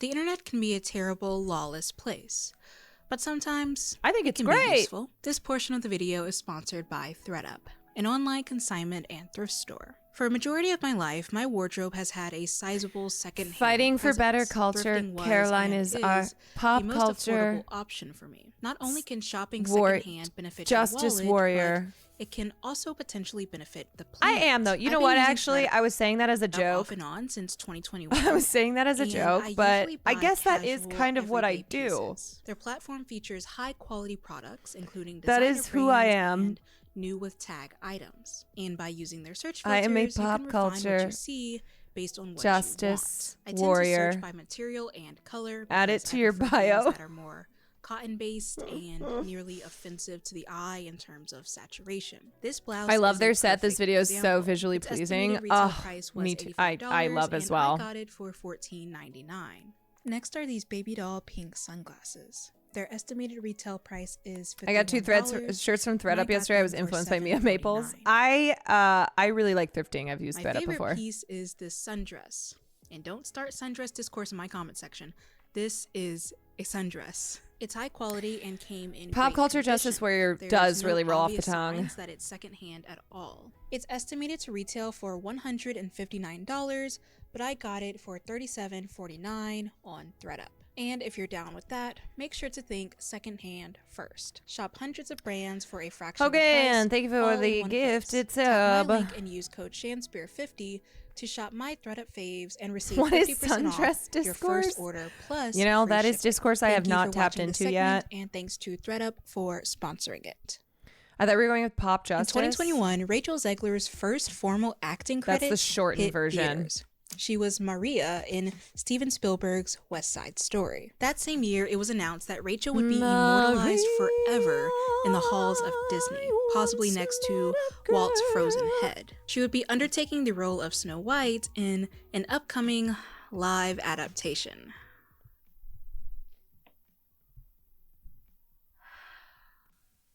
Snow White is white, and I don't even mean that racially. I mean Khloe Kardashian? literally. She's described in the source material as having hair the color of ebony, lips the color of a rose, Is that a and skin the flashbang of color Chloe of K? snow. Rachel, on the other hand, refers to herself as a white Latina. She is of Colombian and Polish descent. As we have seen from other Not live-action Latina enough, castings not where white a enough. person of color portrays an originally white character, people lose their minds over this kind of thing. People on the internet believe that Rachel Zegler is not appropriate for the role. I'm not gonna argue with y'all because I already have a video about this phenomenon and I know how y'all like to tussle. But I will say, they animated Snow White in such a way that not even she is as white as snow. And at certain points in the movie, Rachel Zegler is quite literally close to the animation's complexion. So, if you don't like her in the role, I mean, that's too damn bad. I'm tired of this, Grandpa. That's too damn bad! You keep digging! Due to casting alone, Rachel was catapulted into hypervisibility, which in turn brought intense scrutiny and abject villainy from observers. It only got worse in 2022 when she began doing press in relation to Snow White. Bro, it's like the casting announcement just came out for Harry, Ron, and Hermione, and it is sad. It is sad how immediately so many people on the internet went, HBO better fucking defend this young actress because people are going to be vile. And accounts like Pop Crave retweeted the news with a side-by-side photo of the young girl who's playing Hermione versus Emma Watson as Hermione. And it's like, you know what? Maybe Chappell was right calling out Pop Crave. Maybe Pop Crave needs to be checked more because they know exactly what they are doing with that. They know what they are doing by putting the picture of the actress playing Hermione, who is not a white girl like Emma Watson was, up against a photo of Emma Watson playing Hermione, and being like, "Oh, what? What? We're just tweeting out news. No, y'all know what you're fucking doing." These were cute little moments, you know? She spoke about her relationship with the original animation and clued in audiences on what they could expect from the live adaptation. I was scared of the original cartoon. I think I watched it once and then I never picked it up again. Like, I'm being so serious. Chappell I should've watched been it meaner. once and then I went on the ride in Disney World, which was called Snow White's Scary Adventures. Doesn't sound like something a little kid would like. Was terrified of it. I just mean that it's no longer 1937, and we absolutely wrote a Snow White that is not going to be saved by the prince. She's not going to be saved by the prince, and she's not going to be dreaming about true love. She's dreaming about becoming the leader she knows she can be. I mean, you know, the original cartoon came out in 1937, and very evidently so. There is a big focus on her love story with a guy who literally stalks her. Yeah. Weird. Super weird. So we didn't do that this time. Believe it or not, God these forbid. clips are what reignited the conservative hate campaign against Rachel. Listen to some of these comments. She needs to be media trained. It's incredible how you can throw your career away with just 2 minutes. I can just tell by the way she talks, she's insufferable to be around. She's a terrible person in real life. An uneducated, woke slur. This is the moment that Rachel Zegler's PR. That person knows Rachel Zegler in real life? That's why they said she's a terrible person in real life. Oh, she's mad annoying. Okay, let me ask you a question. Why do you think Rachel Zegler is mad annoying? What is it that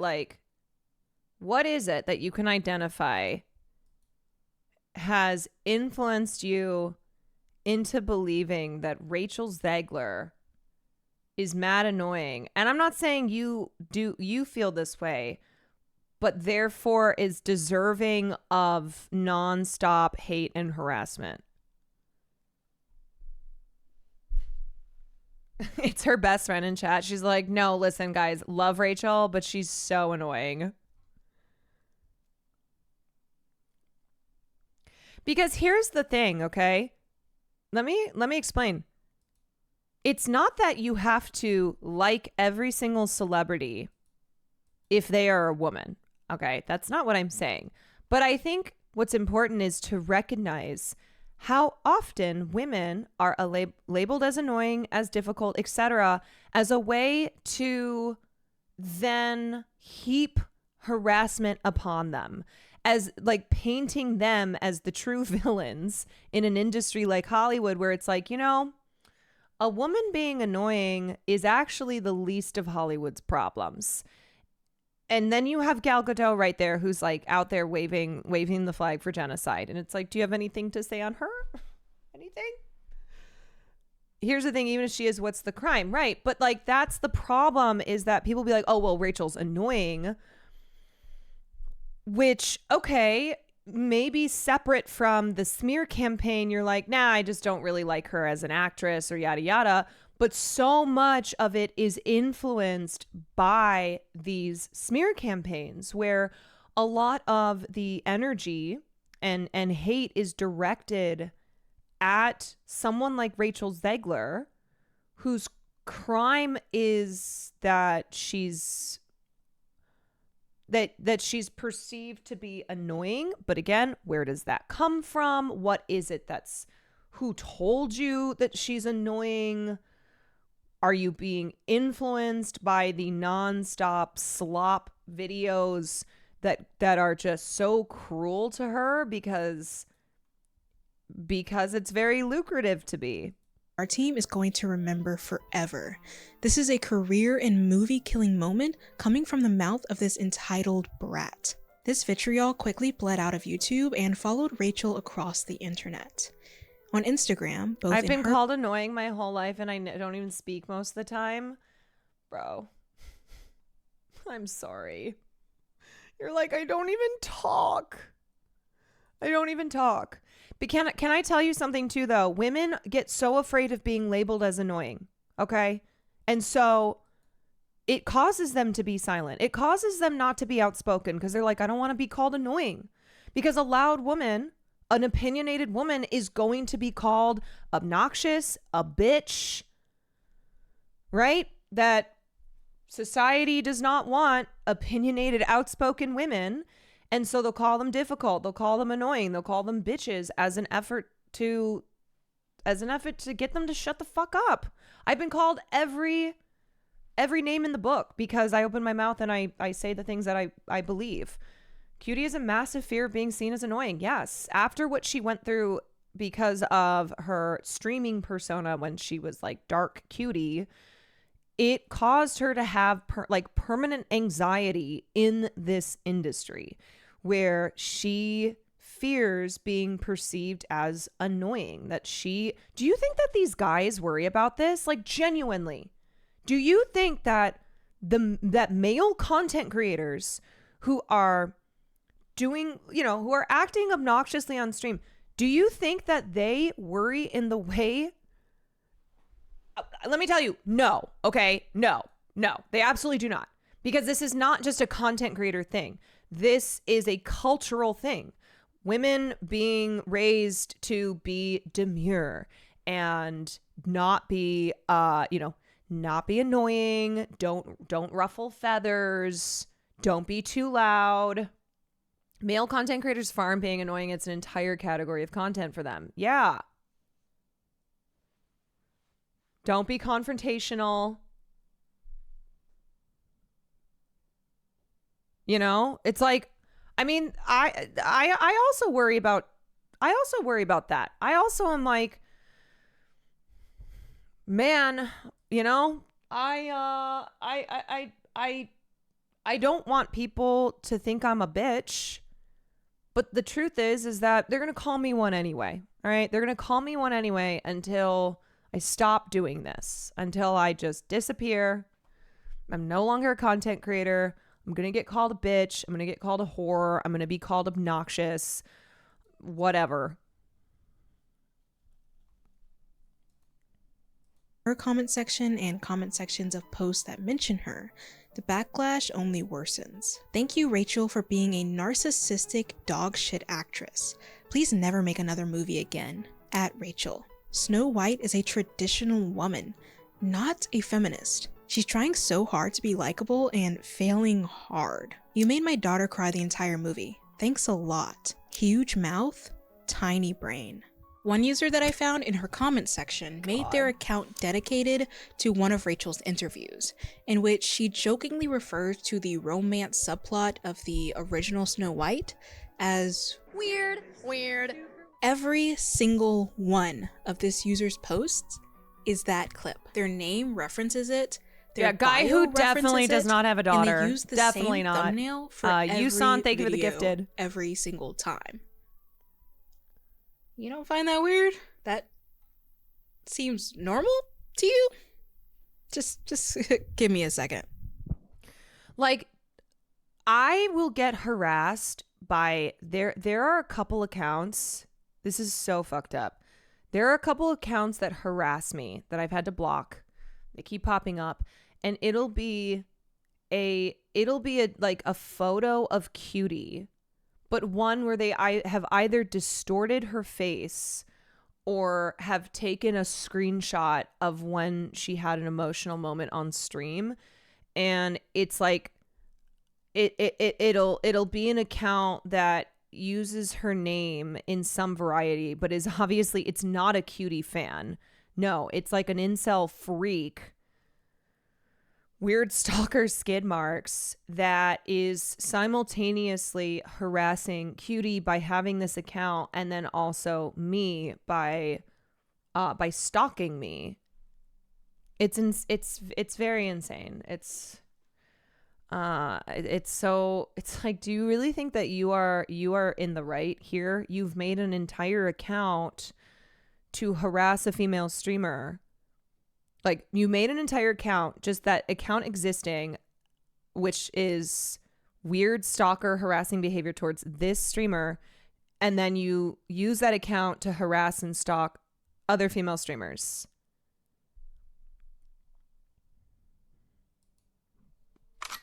Just so I can protect myself from you, because clearly I need it. Rachel's hate campaign not only has a misogynistic tilt to it, but also a racial one. People even began referring to Rachel as black, which is clearly not the case, but perhaps serves as an attempt to mark her as an other.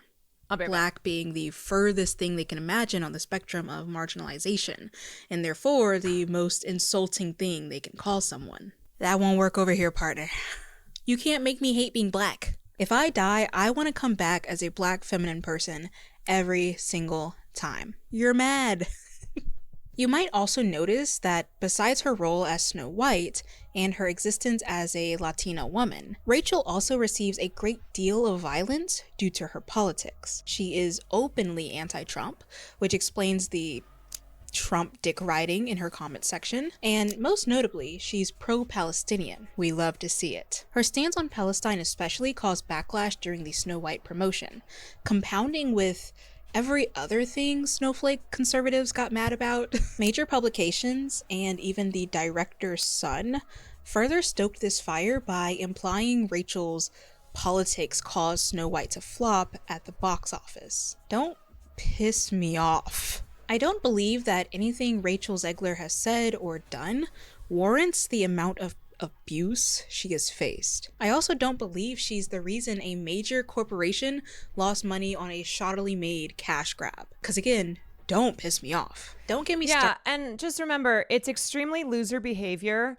to defend a corporation like Disney and throw an individual like Rachel Zegler under the bus, okay?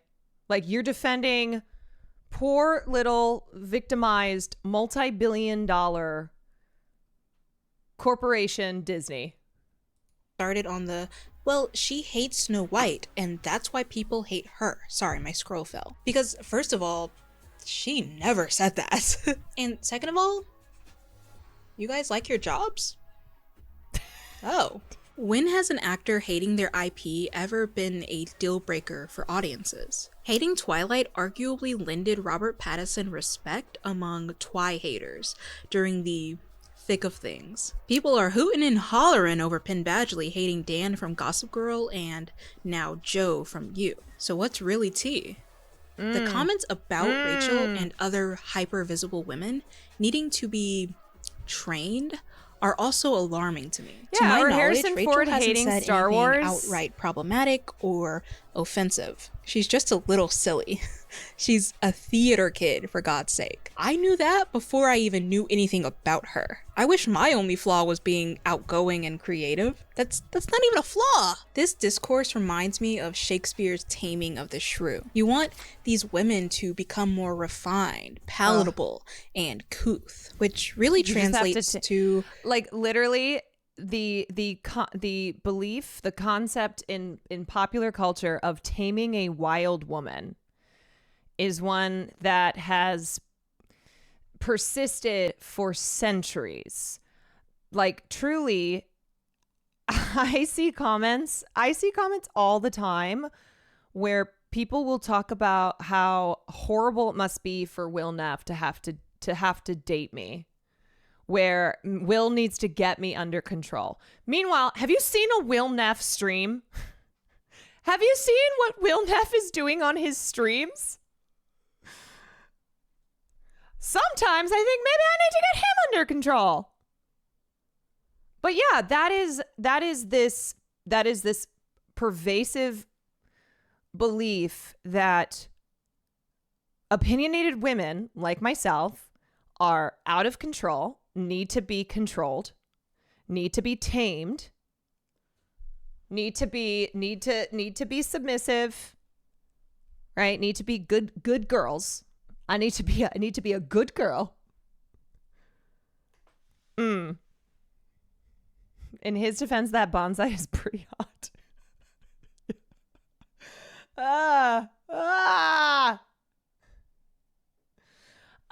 No, let me be clear. That's not coming from people who are fans of Will Neff. Okay, like real community members of his, arch villains. No, that's not coming from Will's community. That's coming from brain dead freaks online who will just use that as a way to disparage me, right? They know Will and I are together, and so they'll just use that as a way. It's not people who are in the community. It's outsider freaks who just go, "Oh, yeah, no, Will Neff. Can't believe that he dates that bitch."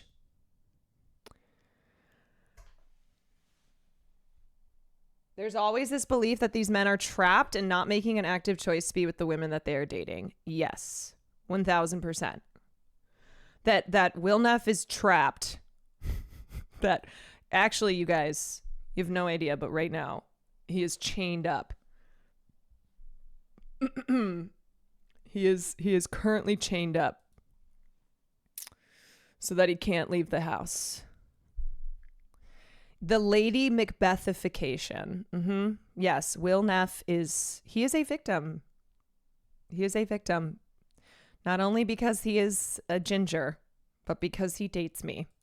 You want these women to Hashtag free Will Neff. be quiet. For I am he that's born to tame you, Kate. You are not a victim. Not at all. Just plain household Kate. Thought, not heart. But temperate as the morn. Like, this is what they want to happen. Why? Why is that a standard that women The have to taming of attain the in order to shrew. be respected? Is that even what women have to do to be respected? Because when women are shy and reserved, like, say, Kristen Stewart or Summer Walker at the beginning of her career, they're relentlessly bullied for it in the media. Unless someone is actually doing and saying terrible stuff, the concept of training them really just means you want them to be less human. You want them to say the right polished thing at all times, even if they don't believe those things, just to make you, the viewer, more comfortable. And God forbid they actually do receive PR training, because then you'll call them out on that too. Now they're fake. They're doing damage control. Now they're scripted. It's very strict in here. Truthfully, it doesn't matter what Rachel does or doesn't do, what she says or how she says it. It's not about her. It's about your need to punish her. Rachel Zegler's hate campaign is part of an ever-moving and violently popular environment, where women are targeted by droves of individuals. I mean, it's the same thing with taking away access to abortion. It's not about saving the children. It's not about we must protect the unborn. It's about controlling. It's about controlling autonomy of women, and that's what this always is about. It's about control, okay? Whether there are people who, because of religious beliefs or whatever else, genuinely believe that something like abortion is evil, ultimately it all comes down to control. You can apply this to any, to any gender, class, race, etc. that is, where rights are restricted, and where the goal is to control these groups by restricting trans people, by restricting the rights of trans people to obtain health care and, anything else they need to exist in this life. It's about controlling them with the purpose of erasing them from society. They do not want trans people to exist publicly, because the truth is that trans people have always existed. We know this. Oh, my Zoom meeting is in 5 minutes. We know trans people have always existed. And so today, when we look at the legislation around trans rights, it is an effort to control trans existence, to have trans people not exist publicly. You can never, you can't erase trans people from this world, but you can cause them to not exist publicly. Let me look at I'll look at the Gremlo clip after I talk to Kat. Will you relink that? I only have 5 minutes and I want to watch a little bit of and institutions. this part here. In the beginning, these attacks are disguised as criticism, but ultimately lack construction. These comments don't facilitate change or accountability on the part of the targeted woman. It just breeds fear and defeat. That's the point. These hate campaigns are not done out of a desire to see someone become better or be held accountable. That's one way we know that they're influenced by our carceral culture. The point isn't restorative justice or rehabilitation. The point is to dehumanize and dispose of people. Furthermore, women who have hate campaigns go on to face a heightened and inhuman sense of scrutiny, where their words, actions, and beliefs are routinely discredited, made fun of, or outright fabricated. For instance, women who are funneled into conservative hate campaigns especially find themselves photoshopped into poorly done thumbnails, with words they've never said or things that they have never done. Threats are plentiful in this environment. Verbal violence is expected. If you happen to be someone who doesn't participate in these campaigns, especially if you condemn them, you were then chastised or made a suspect. Or worse, you're downvoted on Reddit. The goal is to create a normalized environment where women are punished without due process, publicly humiliated, and disposed of by society. Oh no, downvoted on Reddit! Cancellation isn't the goal here. These women don't drop off the face of the earth, never to work again or be paid attention to. People still follow them around the internet, leaving abusive comments, flooding publications about them, and generally causing mayhem. As one comment left under Rachel's Instagram put it, "Look who will never have peace now."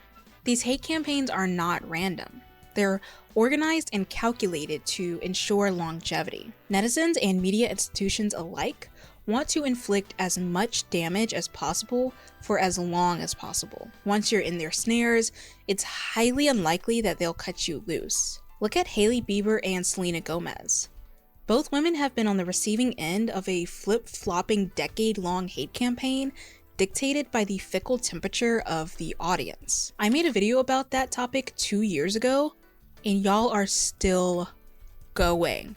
Give it a break. Because of this complexity, Ofi Doki refers to this environment as the misogyny slop ecosystem. The term slop it implies a lot, but it implies a never-ending, poorly constructed media about a subject. Doki and Lorenz reference social media especially, and perhaps even tabloids, as examples of the ecosystem. I would argue that it stretches even farther than that, occurring in wide varieties of media, from print to digital to physical. This ecosystem is not beholden to one platform or one content genre. Like other ecosystems we have covered, especially conservative ones, the MSC tends to feature various factions that do its bidding. Think of the MSC as a sibling to the manosphere, or even a niche within it. Not only does it have various factions, as explained by Taylor Lorenz, but many have also called it a far-right pipeline. It does this by weakening your guard against humiliating and abusing women.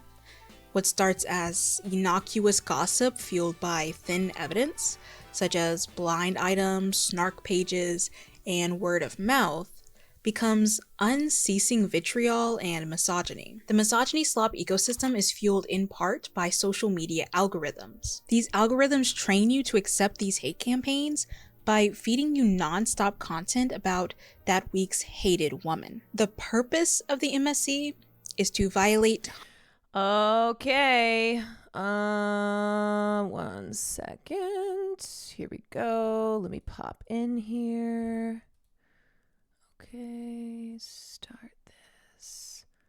Start virtual camera. Start. Okay. Alrighty. Okay. Ba-da-ba-ba-ba. Ba-da-ba-da-ba. 'Cause his name is Obama. Barack Obama. Okay, here I am. Let me turn this off.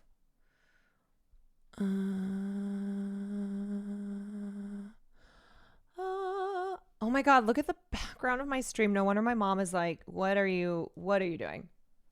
What is happening in your stream room? Okay. Can we do on Zoom with Cat? on Zoom with Kat Tenbarge. Do I have to let her into the room? Barack Obama. Hold on. Let me do this. Let me go like that.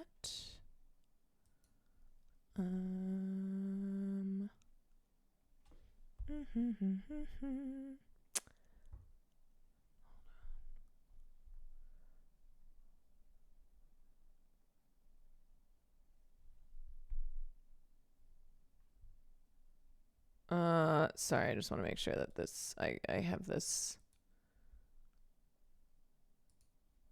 Okay. All that matters is the vital Kirby. So true. Very, very, very true. Very true. Oh, alrighty.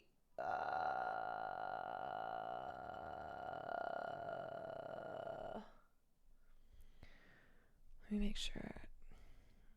Okay. Let me just message Kat. Ready? Okay, ready to go. All right, got that all set up.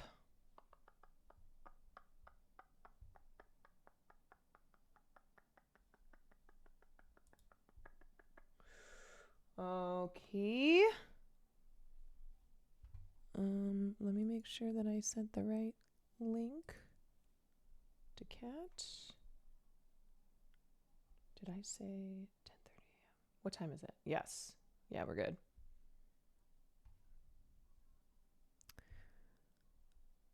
Finally, look at. Oh, okay. Here she is. Okay. All right. Let me bring her in. Here we go. Hello. Hey. Hi. Hi, how are you? I'm good. Oh my God, look at your shirt. I know. You do. Yes. It's so good to see you. You too. I know it's been so long. It has. And you guys, Kat and I have been trying to schedule this. And then, of course, Twitter has been awful. I cannot use Twitter for I can't rely on Twitter for messages anymore because No. it'll me just either. like delete messages I know I sent, or I will have a notification that I won't see anything. So I've also, Kat, I've been scheduling Matt Bernstein, who I know you're friends Oh with. yeah.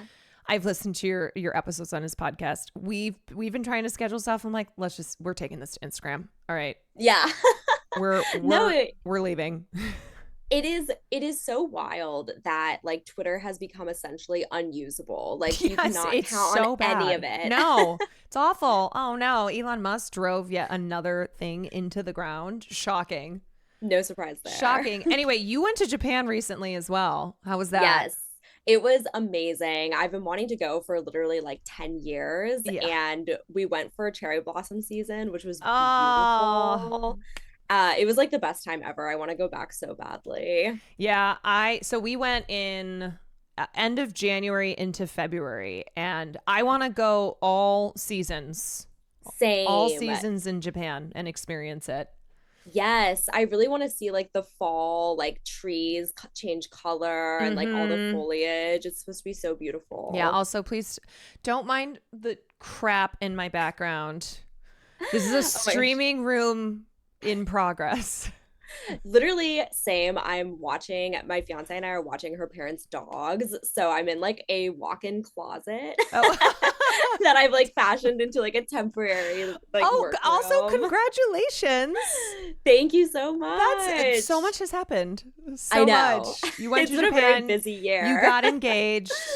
It's been a very exciting year for you. And I have you here today because we're going to talk about your series, and you wrote a 3-part series on your Substack Spitfire News. For those of you who don't know, I've had Kat on before, but let me reintroduce Kat. So Kat is a journalist. You went independent the past year, right? Yes. Like fully independent, as a lot of my journalist friends and people that I have had on the stream have done. Taylor Lorenz, Kenny Clips, everyone is basically the people whose work I respect are having to go independent for just total freedom, journalistic freedom. So don't forget to support real independent journalists like Kat. But anyway, Kat, you write about the internet culture, politics, media. A lot of your reporting is around gender-based violence, but especially in these big pop culture cases.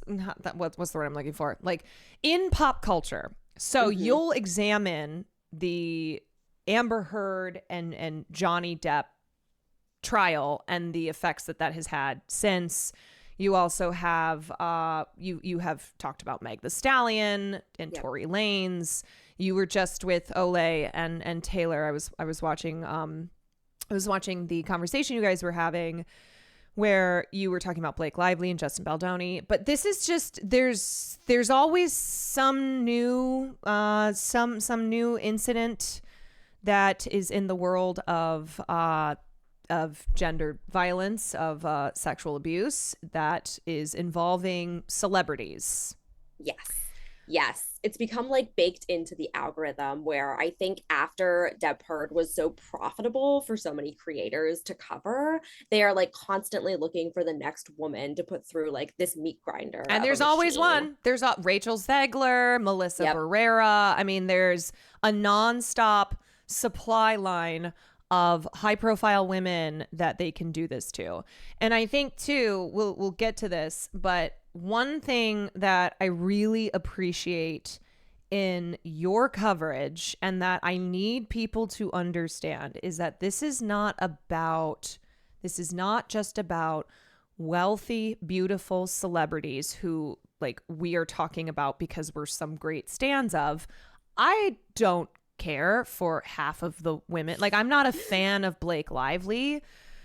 You know, I haven't. Exactly. It's not a matter of that, but it's how you identify that what happens to women like Blake Lively with all the privileges and resources that she has, that the privilege she has do not trickle down to everyday working class women who experience this abuse and harassment.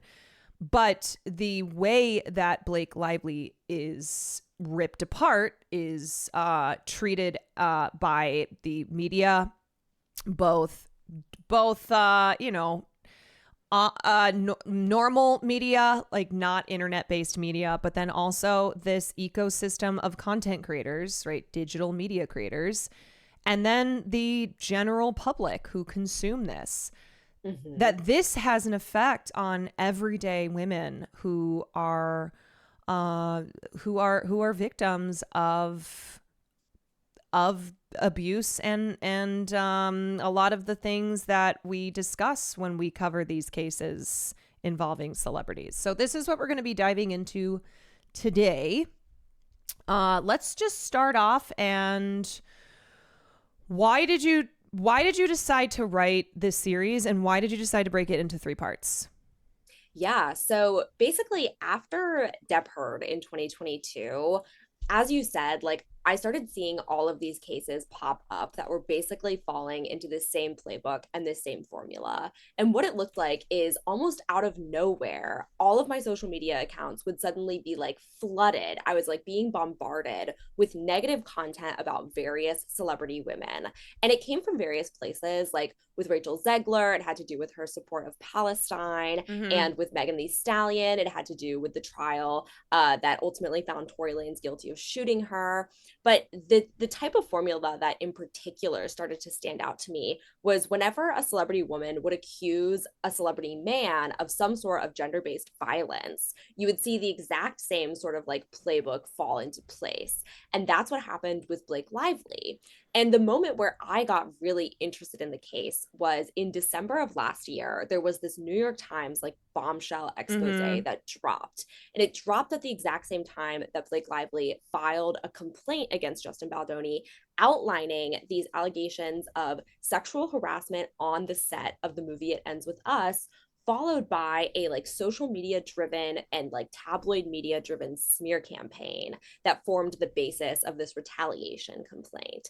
And what really struck me about this is like you saw so many parallels with Depp Heard. Some of the same people were involved, a lot of the same like news outlets and influencers were involved. But what really made the difference here is that Blake Lively's lawyers had been able to subpoena these text messages from Justin Baldoni's publicists, where they outlined like the people and the price and the different ways that they were able to manipulate the opinion on social media.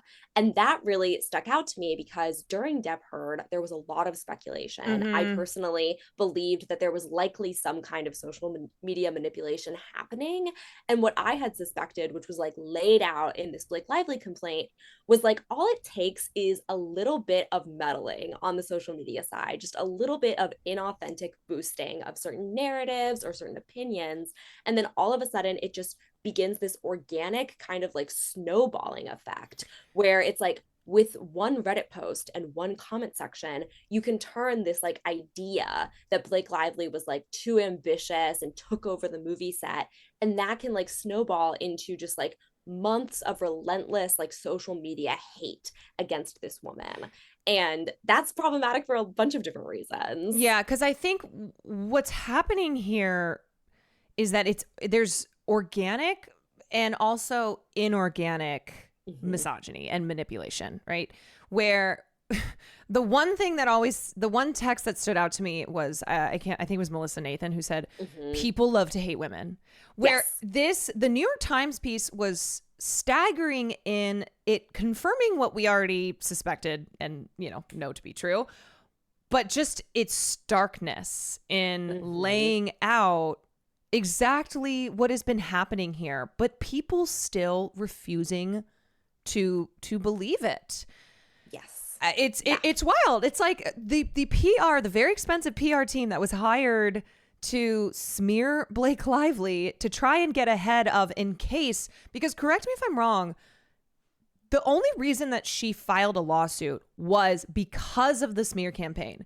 The sexual harassment issues on set, that was brought up in a PR meeting and it was handled internally, but Justin and Jamie Heath were concerned, especially when people on the internet started kind of being like, why is Justin separate from the rest of the cast? They're kind of sleuthing, looking around. They were concerned that would get out, that the sexual harassment PR meeting and just all of the shit that was happening on set would get out. So he hired this PR team to get ahead of it. Yes. Okay. It's like, yes, because we have all of like the text outlining this, where it basically shows that while they were filming It Ends With Us, like the writer's strike happened. And so the production went on break. And it was during that break that Blake Lively kind of came up with this game plan where she was like, when we get back to set, I'm going to drop this list of proposals, outlining specific types of repeated behavior that have to stop for this movie to get finished. And as she describes it, like they had that meeting, their signatures are on the paper. And she says that after that, things on the set got a lot better. But at the same time, you have Justin Baldoni going to this PR agency that he's worked with for a while, and they start to develop this crisis PR plan. And it's really interesting because crisis PR is like a really commonplace way of navigating sort of like public reputation when it comes to powerful people and big companies. Like you always want to be prepared for a negative narrative to sort of start up. So that way you're not caught off guard, you have a way to respond to it, you're not scrambling in the moment of like a negative PR crisis. But what they did, as outlined in these text messages, was they took it a step further. They went on the offensive, they went on the attack, sort of to get ahead of any kind of narrative that like Blake Lively's camp could have come out with. And it really came to a head with the premiere of the movie last August, because Blake Lively did not want to share the red carpet with Justin Baldoni, and neither did the rest of the cast. It's often framed as like Blake Lively is like this terror powerhouse, like A-lister, but the rest of the cast was also like uncomfortable with Justin Baldoni. She was also not the only woman on set who had alleged that she was uncomfortable by the way that Justin and Jamie were behaving. Like, I think that's another important thing to recognize, is that she was not the only one who had made a complaint about the inappropriate and harassing behavior that was happening on set. Exactly. Yeah. So due to all of this happening behind the scenes, that's why they didn't want to take pictures together. That's why you had a bunch of members of the cast like unfollowing Justin Baldoni on Instagram. But of course, this led to so much online speculation. And over like a 2 to 3 day period, you could see how like the Reddit comments shifted from like wondering what Justin Baldoni had done wrong to wondering what Blake Lively had done wrong. And from there, it just started to like, it snowballed. It did. Yes. I mean, I saw it in front of my very eyes. Like, the thing too is because we went through Heard and Depp, and those who were the few people who were not, whether because they truly believed it or because they were doing so to serve their own interests, were not pro Depp. I think recognized this right away. And we're like, here we go again. I've seen this before. He literally has the same PR agent, PR team that Johnny Depp has. And we're seeing the playbook expanding. Like, that's the other thing. It's not just using the same playbook. It's expanding upon the playbook because each successful smear campaign then just contributes to future successful smear campaigns. Yes. So 100%. I want you to get into talking about I think this is the first part of your series where you talk about the Reddit suppression and manipulation. Because this is not, and again, I'm going to say this multiple times to my chat. This is not just about Blake Lively. This is Blake Lively as one example here because of how much wall-to-wall coverage there has been. And of course, the coverage that is anti-Lively, pro-Baldoni, it's more lucrative, right? That's why a lot of people jump in. And people who are not pro-Baldoni, they get fatigued. They move on. They go, okay, yeah, fuck this guy. But they move on. But the haters, the ones who are benefiting from a pro-Baldoni narrative, they are nonstop. Candace Owens, etc. They are nonstop, and so they effectively control. They keep controlling the narrative. Anyway, so this is not just about Blake Lively. This is about the repercussions that this has, just largely for women who most of whom are not at the level of a Blake Lively. Exactly. For me, I never really cared about Blake Lively as a celebrity, and I didn't have a particularly like great opinion of her going into any of this. But what you just said is true. It's not really about her, and this could be done to anyone. And it's also so important for people to recognize that like this idea of the perfect victim is never going to exist. There's never going to be like a flawless human being who is victimized by some sort of gender-based violence. There's always going to be a way to sort of deflect from these allegations and turn it back around and make it out that like, oh, well, this woman isn't perfect or she's done all these bad things, therefore why should we care? But the reality is, and what I went into in the first part of my series, is it's actually very easy, very inexpensive, and like frighteningly accessible to be able to manipulate people's opinion on social media platforms like Reddit. And Reddit is a social media platform that I use a lot, and I've used it for a long time. And it's often thought of by people as like one of the more authentic places online where it's like, we're all just real people like anonymously commenting. There isn't as much of a presence of like brands or advertising on Reddit, or at least there doesn't seem to be. But like covertly, there actually is a big presence from like these stakeholders. You mean Wendy's not in the comments like, then that's the tea, girl. Exactly. Like it has this whole like appearance of being a different type of social media platform. But there's this one space on Reddit in particular. It's a subreddit called FOMOI. Yes. And lots of people are probably familiar with it. It's like grown into one of the most popular pop culture subreddits. And it's like kind of like in opposition to the Instagram account Demois, where like people talk about like celebrity gossip, they talk about entertainment news. And this was a rare place where like Amber Heard's support actually drowned out like hate of Amber Heard after like the Depp Heard trial. FOMOA was like one of the few places on the internet where most people were not like engaging as heavily in the smear campaign. And like you said, the playbooks learn from each other and they develop over time. So what Blake Lively laid out in her complaint is that Justin Baldoni's team like took interest in FOMOA specifically, as well as a few other pop culture subreddits, because they know that like conversation starts in these subreddits and then it gets picked up on by the Daily Mail, or it gets turned into a TikTok or a YouTube video, and it comes to like influence the rest of the conversation happening around something. That's interesting. Because I'm not really on Reddit. I'm an internet creator who's really not on the internet that much. Try not to be. So I didn't know that a lot of this starts on Reddit. Yes. Yeah, Reddit is kind of like the breeding ground for a lot of speculation today. And you see this with like YouTube drama, you see this with celebrity gossip, and increasingly you see it for everything, because over the past few years, Google has also ranked Reddit much higher in like search results, and Reddit comments will often be like the citations for those AI summaries that pop up when you Google stuff. I did learn about that recently. Yes. It's crazy. So like Reddit has gone from kind of a niche platform in like the early 2010s to one of the biggest and most influential social media platforms today. And what like Blake Lively laid out in her complaint and what I investigated was this idea that they were actually like suppressing or boosting specific Reddit comments in connection with this case.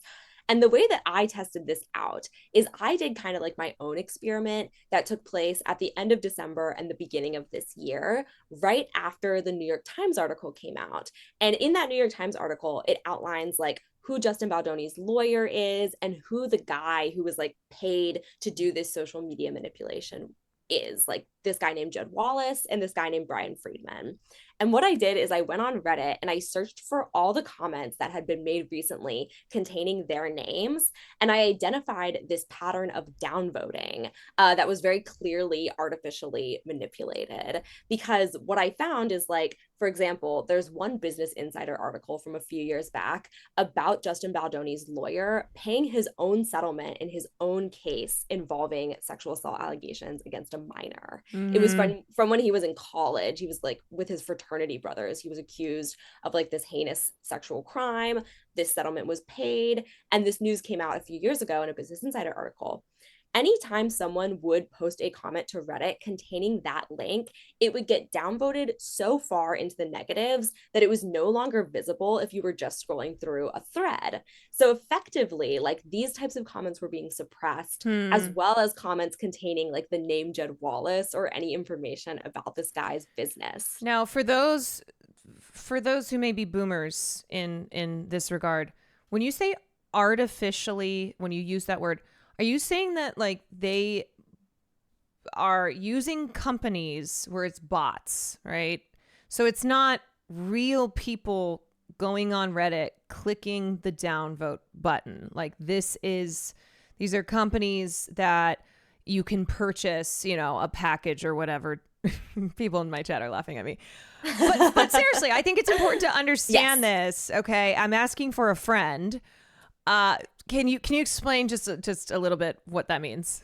Yes. And there are a few different ways that this can happen. So like you could do this without having to employ bots. You could even do it like yourself. You could just make a couple different Reddit accounts and log on to each account and just manually downvote these comments. Because all it takes for a comment to go into the negatives, it can be like less than 5 negative downvotes. You can have -2 downvotes and still have that comment be collapsed. But with these comments, what we were seeing happen was like a comment would get posted about Judd Wallace, an hour would go by, and then on the hour mark, all of a sudden it would be like over 100 downvotes, like plummeting at once. Yeah. And so that is a sign that there is something automated happening. Yes. And again, there are like a couple ways you can do this. You can set these types of like comment bots up yourself, or you can pay like extremely low prices to companies that you can just find by Googling, and you can pay like $1 for 10 downvotes on a post, or you can pay like $10 for 100 downvotes on a post,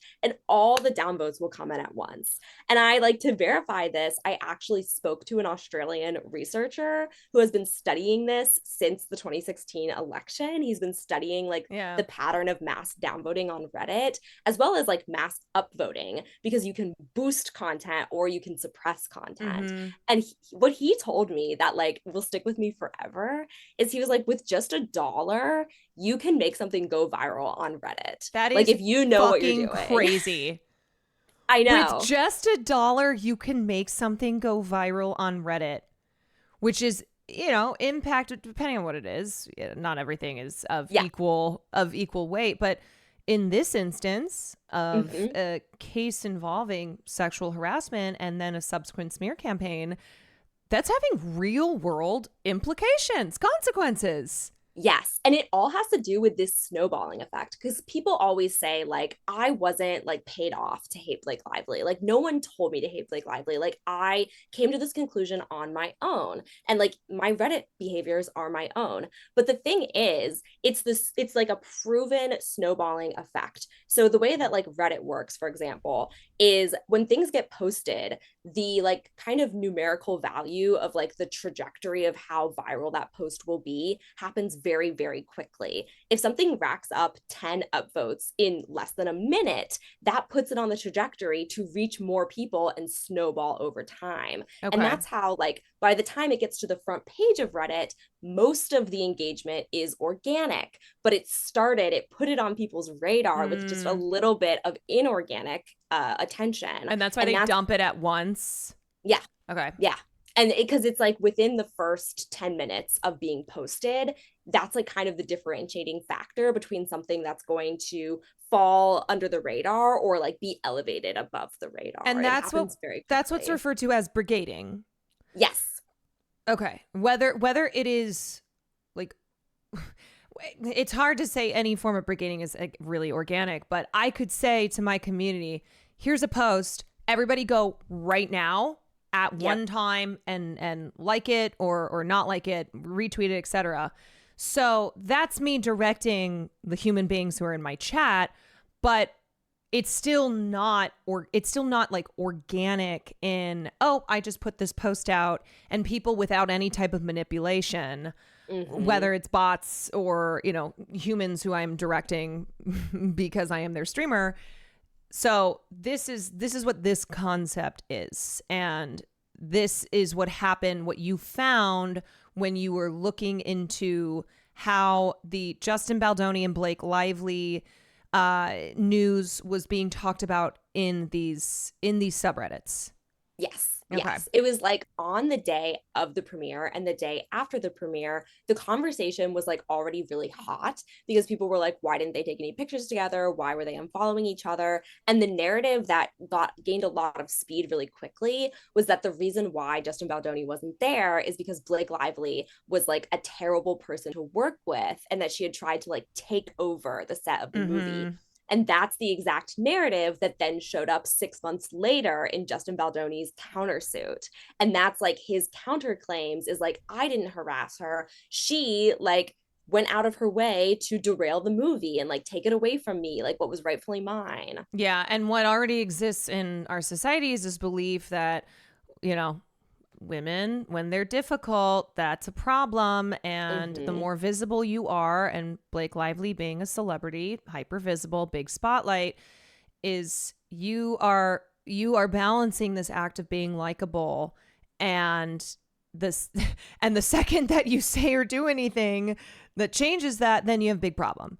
To be likable as a woman, and of course, just the more visible you become, the more that you are doing that balancing act because you're in front of the public. You can't say or do anything that is going to be at all contentious, at all going to rock the boat, because that then will affect your likability, the way people perceive you as likable. And so that's what I remember seeing, is a lot of people being like, you know what, actually Blake Lively's a fucking bitch. I actually hate her, where they weren't even giving any attention to the actual allegations, to the facts that we knew that we knew. They had this meeting that Jamie and Justin had signed their names. They said, okay, sorry, we'll stop. None of that mattered because the perception of Blake Lively being difficult, you know, these things in her past, just the way that people felt about her personally then, where a lot of people too probably didn't even have an opinion before, but then we're like, oh no, fuck her. Yeah. Yes, 100%. And like you saw this happen the summer of the movie premiere last summer, where it was like tons of things being brought up from Blake Lively's past, like old interview clips of her where people were like, oh, she's such a mean girl, or like people were bringing up actual controversies involving her, like when she got married at a plantation. And so it creates this sort of foundation of like, we don't like Blake Lively, we're not giving her the benefit of the doubt, we're actually coming into it with like a bias against her. And then similarly to what you saw happen to Amber Heard, most of the discussion about this case is like a deflection from what the case is actually about. Very few people are talking about what's really in the lawsuits. They're talking about like all of this stuff to the side of it, like Blake Lively's friendship with Taylor Swift, and did she betray Taylor Swift? Right. And like, you're like, we have lost the plot. We've totally lost the plot. And that is so intentional from Justin Baldoni's side. His lawyer is not like a traditional trial lawyer. His lawyer is like a Hollywood attack dog. There have been profiles done on him and his methods. And what he does is he plays the media and he plays the public, and he knows how to do it so well. Just in the past couple of weeks, a filing that he inserted into the court docket was almost immediately struck. And the judge was like, we're going to sanction you if you keep doing this. But the damage was already done. It was a filing about like Taylor Swift being threatened by Blake Lively. Yes. When and his team tried to subpoena her. Yes. Justin's team tried to, because they know they're looking at this from the court of public opinion. And they're like, literally, if we can bring the Swifties into this, if we can present this as Taylor and Blake have had there's a massive rift because of what Blake has done to Taylor because of Justin. And now she's trying to bring Taylor in, even though they were the ones trying to subpoena her. Then they're hoping that the massive Taylor Swift fan base, who we know are very online and will organize in defense of their queen, will get involved and help to further spin things in Justin Baldoni's direction. And so my question for you, I want you to explain how the court of public opinion is not just these days what people think, that there are actual consequences to the court of public opinion believing something false to be true. It's not just a matter of like, oh yeah, well that sucks that a lot of people have been misled. Like you wrote in your piece that it's very likely if this goes to trial, that how do you have a jury who's not already been swayed by the massive coverage that they have consumed that has skewed so much of what this really is about? 100%. And I feel like we are seeing a trajectory that has been in motion for a long time. I always go back to Depp v. Heard because the parallels are just so pervasive. But even before that, I think you can go all the way back to O.J. Simpson and even before that. But it's like O.J. Simpson, you had like the TV coverage of this, that every American was like glued to the screen watching like the police chase in the Bronco and like knowing sort of the legacy of OJ. That had an unmistakable, like determinable outcome in how that case played out in court. We saw the same thing with Depp v. Heard, which I think is a much more synonymous context to what's happening with Blake Lively, where by the time the jury was actually in that courtroom, they weren't sequestered, which means that they would go home at the end of each day. And even if you weren't on your phone, they weren't supposed to be looking up information about the case, and they were supposed to be talking to anyone about the case. But even if you weren't, there was just so much messaging. You couldn't avoid it. Yeah. No, it was unavoidable. It was so pro Johnny Depp and so anti Amber Heard throughout the duration of that trial that even if you were just walking down the street, you would see like bar signs that were like pro Johnny Depp, anti Amber Heard. Yes, they would have tip jars. They would have literally, you would go into a coffee shop, tip jars for Amber Heard, Johnny Depp. And then people will post photos, more tips being in a Johnny Depp jar. Like, exactly. This was not just conversation happening online. This was happening offline, like in the real world, fucking tip jars. Yes. To prove a point that Johnny's more popular than Amber.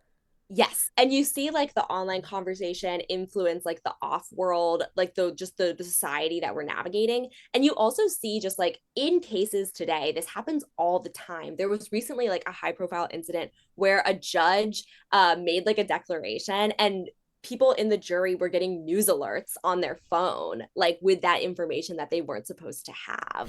So it's like, we've reached a point in our society where our like technology is so present that it's really hard to do the actual work of separating a jury from the outside opinion surrounding a high profile trial. And I think this is going to become like a bigger and bigger problem. Yes. But with like Blake Lively and Justin Baldoni, I don't think there's a single person in like the potential jury pool, especially by the time we get to March of 2026. Like this media circus is just like exhausting and almost impossible to avoid. So people going into that jury selection process are going to know, like whether it's very consciously or even subconsciously, they're going to know that Justin Baldoni is more popular in this case than Blake Lively, and they're going to associate that with her. Like they're going to have a bias against her going into this process. I want to give two quick examples. So I went to dinner a couple months ago with my girlfriends, not content creators, normies. They're not on Reddit. They're not on Twitter. They use like Facebook and Instagram. And we were sitting around and they go, "Oh, well, Caroline, you're a pop culture girly. I want to ask you about this Justin and Blake Lively bullshit. Like, I can't escape it. It's everywhere." I said, "Yeah, I mean, what do you want to know? Like, you want me to give you TLDR?" And the things that they were saying it was not surprising, but it was still alarming, where they were like, "Oh, well, no, I heard that she's a bitch, that she actually was in love with him." I said, "Where did you get that?" I'm like, where did you get that? And they're like, I don't know, because they're just scrolling on Facebook or Instagram. They're not seeking this information out. They're not doing research, but it's just still in their faces. And so peripherally, they are being presented the narrative that Justin is a victim. And so even though they had asked me, and I was like, yes, I have read the court filings. Like I have consumed a lot of what is happening here. They were still pushing back with the most insane, like there's a lot of lies and there's a lot of, but like the craziest ones of, oh, she's been in love with him, and that's why Ryan had to get involved. And that's why then the two of them together decided to smear Justin because he rebuked Blake. I'm like, where is this coming from? So that's instance number one, where every single girl at the table, besides one, had asked, like, presented this as, oh, I don't know anything about this. But then when I was trying to explain what's going on here, we're pushing back with oh yeah, well, I heard that. I said, what do you mean I heard? Where did you see this? Where is this coming from? Did you go on YouTube and type Blake Lively, Justin Baldoni, or were you just scrolling through and you saw a video of a dog and then you saw a video of someone being like, Blake Lively is a whore? Yes. Yeah, yes, that's what it is. And then the other story is, I was at a party and I was talking to someone who I hadn't seen in a while who manages content creators, and he was talking about this gay guy who's been blowing up. He's like, yeah, he's there's like Business Insiders doing a piece on him, et cetera, et cetera. And I was like, oh, what's his name? And he told me, and I said, I know that name because I have started to see his content everywhere. He has smaller numbers than I do on social media, and yet I'm seeing his shit everywhere because it is very specifically anti-Blake Lively, pro-Justin content. And I said to my friend who I was catching up with, I said, does he really believe this stuff? And he essentially was like, oh no, but this is just what, like, he's blowing up because of it. So he's really focusing heavily on it, which these are things that we know. We've already suspected this to be the case, that a lot of these content creators who jump into this economy of exactly what we're talking about don't even believe these things, but they know that it's lucrative. They know that it will bring them higher views and therefore more money if they take this approach. Yes, 100%. And it's like, with regards to the first example, I also have heard this narrative. Like, I remember I was getting my hair cut like several months ago, and we were talking about work, and I was telling the person doing my hair like the kinds of things that I covered, and she brought up the Blake Lively stuff, and she was like, yeah, like I believe that like she was actually in love with him. And it's like, this narrative is so pervasive, and it's a lot of women who I've heard saying it, and I'm like, it's so misogynistic. It's like honestly unholy levels of like misogyny, because I'm like, imagine like, put yourself, even if you hate this woman, put yourself in the shoes of anyone who's going through like a situation where your boss is sexually harassing you at work, and then imagine that people are like, she's in love with him. That is, which they like, say, but they do. That is something that has been said forever, is used as is used as a way to discredit women who talk about the sexual harassment that they're experiencing at their workplace. It's like, yep, we just keep falling into this pattern over and over and over again. And it's because there is a cultural script around how like men and women behave in social settings. And it is an inherently conservative script. It's the same reason why like Mike Pence was like, I can't be alone in a room with a woman who isn't my wife. Who's my wife, who I call mother. Yes. And it's like, people hear stuff like that and they make fun of it, but then it's the same people who are like, well, Blake Lively was probably in love with him. And I'm like, do you not realize that this is the exact same rhetoric that conservatives use to explain why women shouldn't even be allowed to be in the workplace? Like, this is the exact rhetoric that's used to take away our rights and like keep us in a like submissive position. I think about the comments that Henry Cavill made in like a GQ profile in 2018, where he said, you know, I'm old school, I'm traditional, I love to, you know, approach a woman, ask her out, but now I'm worried about being called a rapist. Like that rhetoric there, which we see all the time, where it's like, oh, can't even look at a woman or you'll be accused of rape. Oh, all these women out here, they are just looking to, they're evil. They are looking to falsely smear any man who even looks in their direction, who just because he's a man. Yes. And like, it also is crazy to me because it's like, if you sit down and listen to what Andrew Tate talks about, it is literally like indistinguishable from how people will talk about Blake Lively and Justin Baldoni. And it's like, you have some content creators like Candace Owens who are very straightforwardly, Candace Owens has said this out loud. Like, she said it to Taylor Lorenz. She talks about it all the time. She's like, my goal is to undermine the Me Too movement. Yes, I've talked about this. Yep. Like, she's like, my goal is to use this to make women conservative. She's explicit in this. And then same with Brett Cooper, who I know, I read Taylor's piece.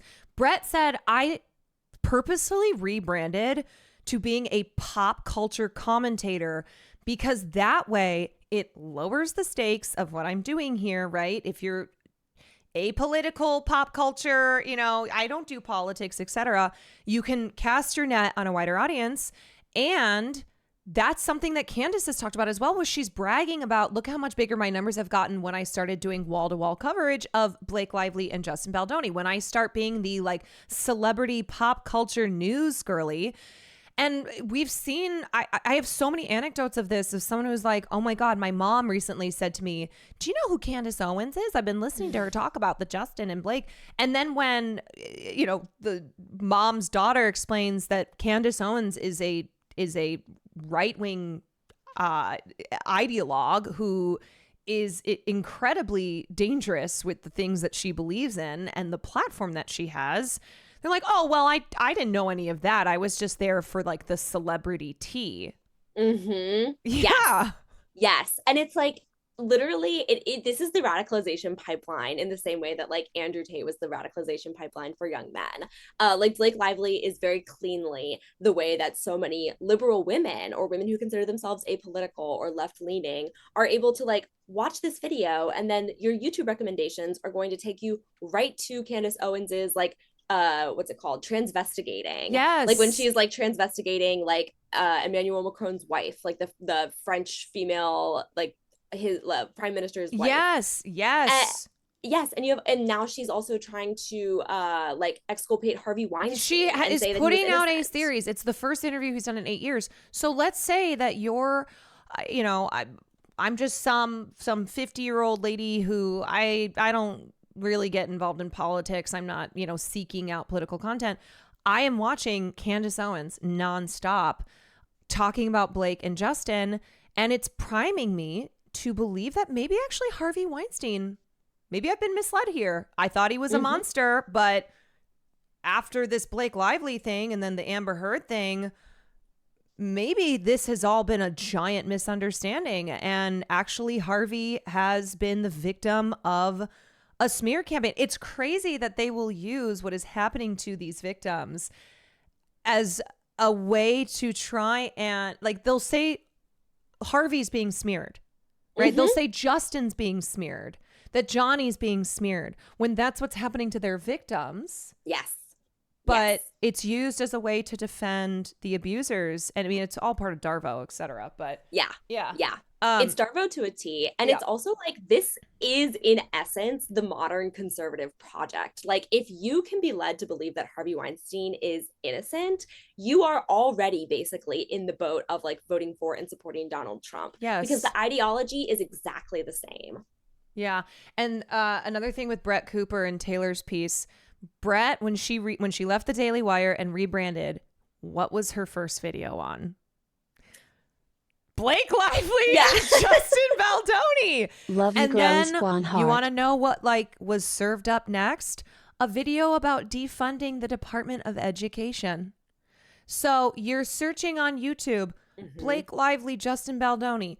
Brett Cooper's video has 300,000 views. It's going to pop up. You click that, you watch it, you go, oh, I like this. I like this person. Oh, wow. I didn't know any of this stuff. Let me see what's next. Let me see what's like. Exactly. Yeah. It's a very alarming because people like me and you and, we feel few and far between. You know, it's like those of us who are on the other side of things, who are trying to combat this, we all collab with each other because it's a very small circle, right? Yes. It's like, I saw you guys go on Matt Bernstein's podcast and I reached out to Matt, and it's this circle that I want to grow. But it does feel like I was watching Sean Spears' video earlier on stream just to prep my community for this conversation that we were having. But we are the minority. Yeah. We are the minority because it is pushing a boulder up a hill. It is not lucrative.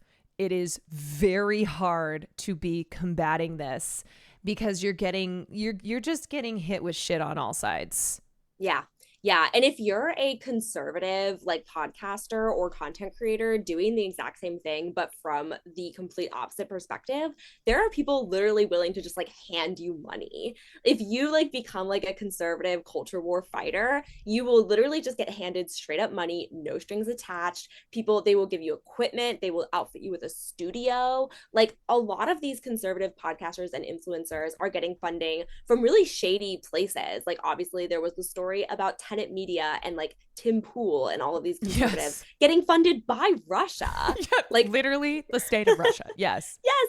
Like, Russia will, and the reason that they do this, and the reason that like these major conservative interest groups and billionaires are also funding these creators, the reason why they do this is because they know that it works. And I do have faith that at some point, like, the pendulum is going to swing backwards, but they're at such an advantage because of all of the resources they have behind them and all of the years that they've spent, honestly, like, steering the YouTube algorithm in the direction of like incentivizing rage and incentivizing like this very specific type of rage that's like rage against feminism, rage against social justice, rage against like the democratic billionaires or like whoever these like boogeymen are. Yeah, and what the right is so good at and what they've done effectively for years, like, this is not something new. They have been doing this for decades, is they move the conversation away from economic concerns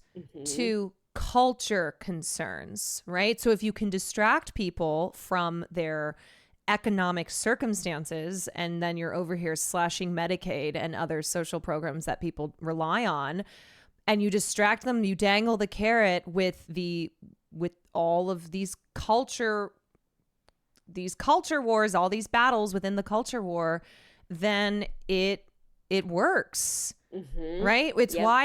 It's why billionaires such as Donald Trump can paint people on the left as elites. Mm-hmm. Because what they've done is shift this away from economic. So Donald Trump is a billionaire.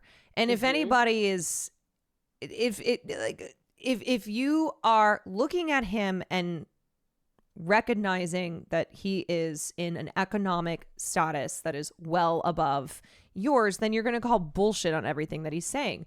But if you look at him, you go, okay, yeah, he's a billionaire, but he's right in that these elites, these liberal left elites who turn their nose down on us because he and the right have transformed these concerns into culture ones rather than like the root of it is of course economic. Okay. The root of it is people's material conditions, but it's being presented in this, in the form of like Disney being woke, that the problem here is that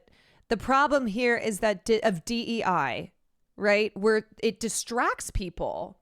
Mm-hmm. And it focuses their attention there, right? You distract them with the fight against trans people. Trans people who are 1% of the population, who have nothing to do, who are not the reason that your material conditions suck ass, but because this is all part of how the right for decades have shifted, because they know their policies aren't popular. Mm-hmm. Okay. They know that they are not the party for the working class.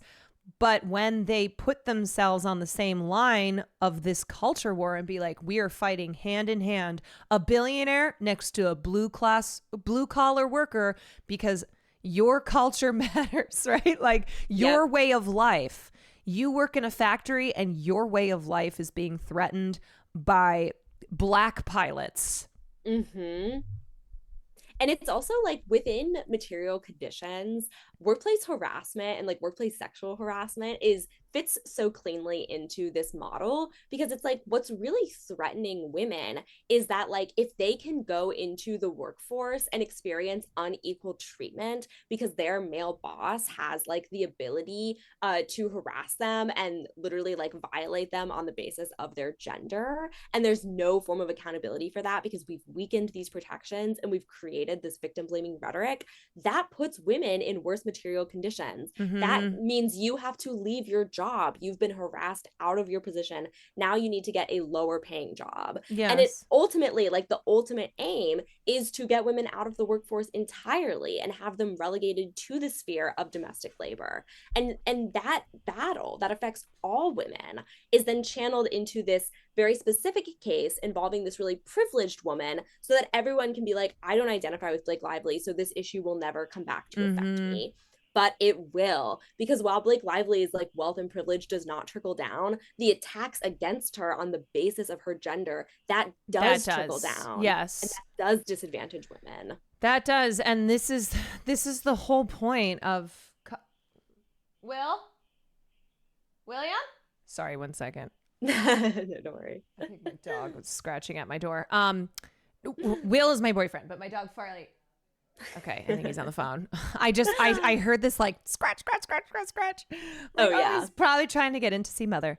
What was I saying? Yes. So the whole purpose of continuing to have these conversations, whether it's you writing on your Substack or me talking about this on stream, is that this is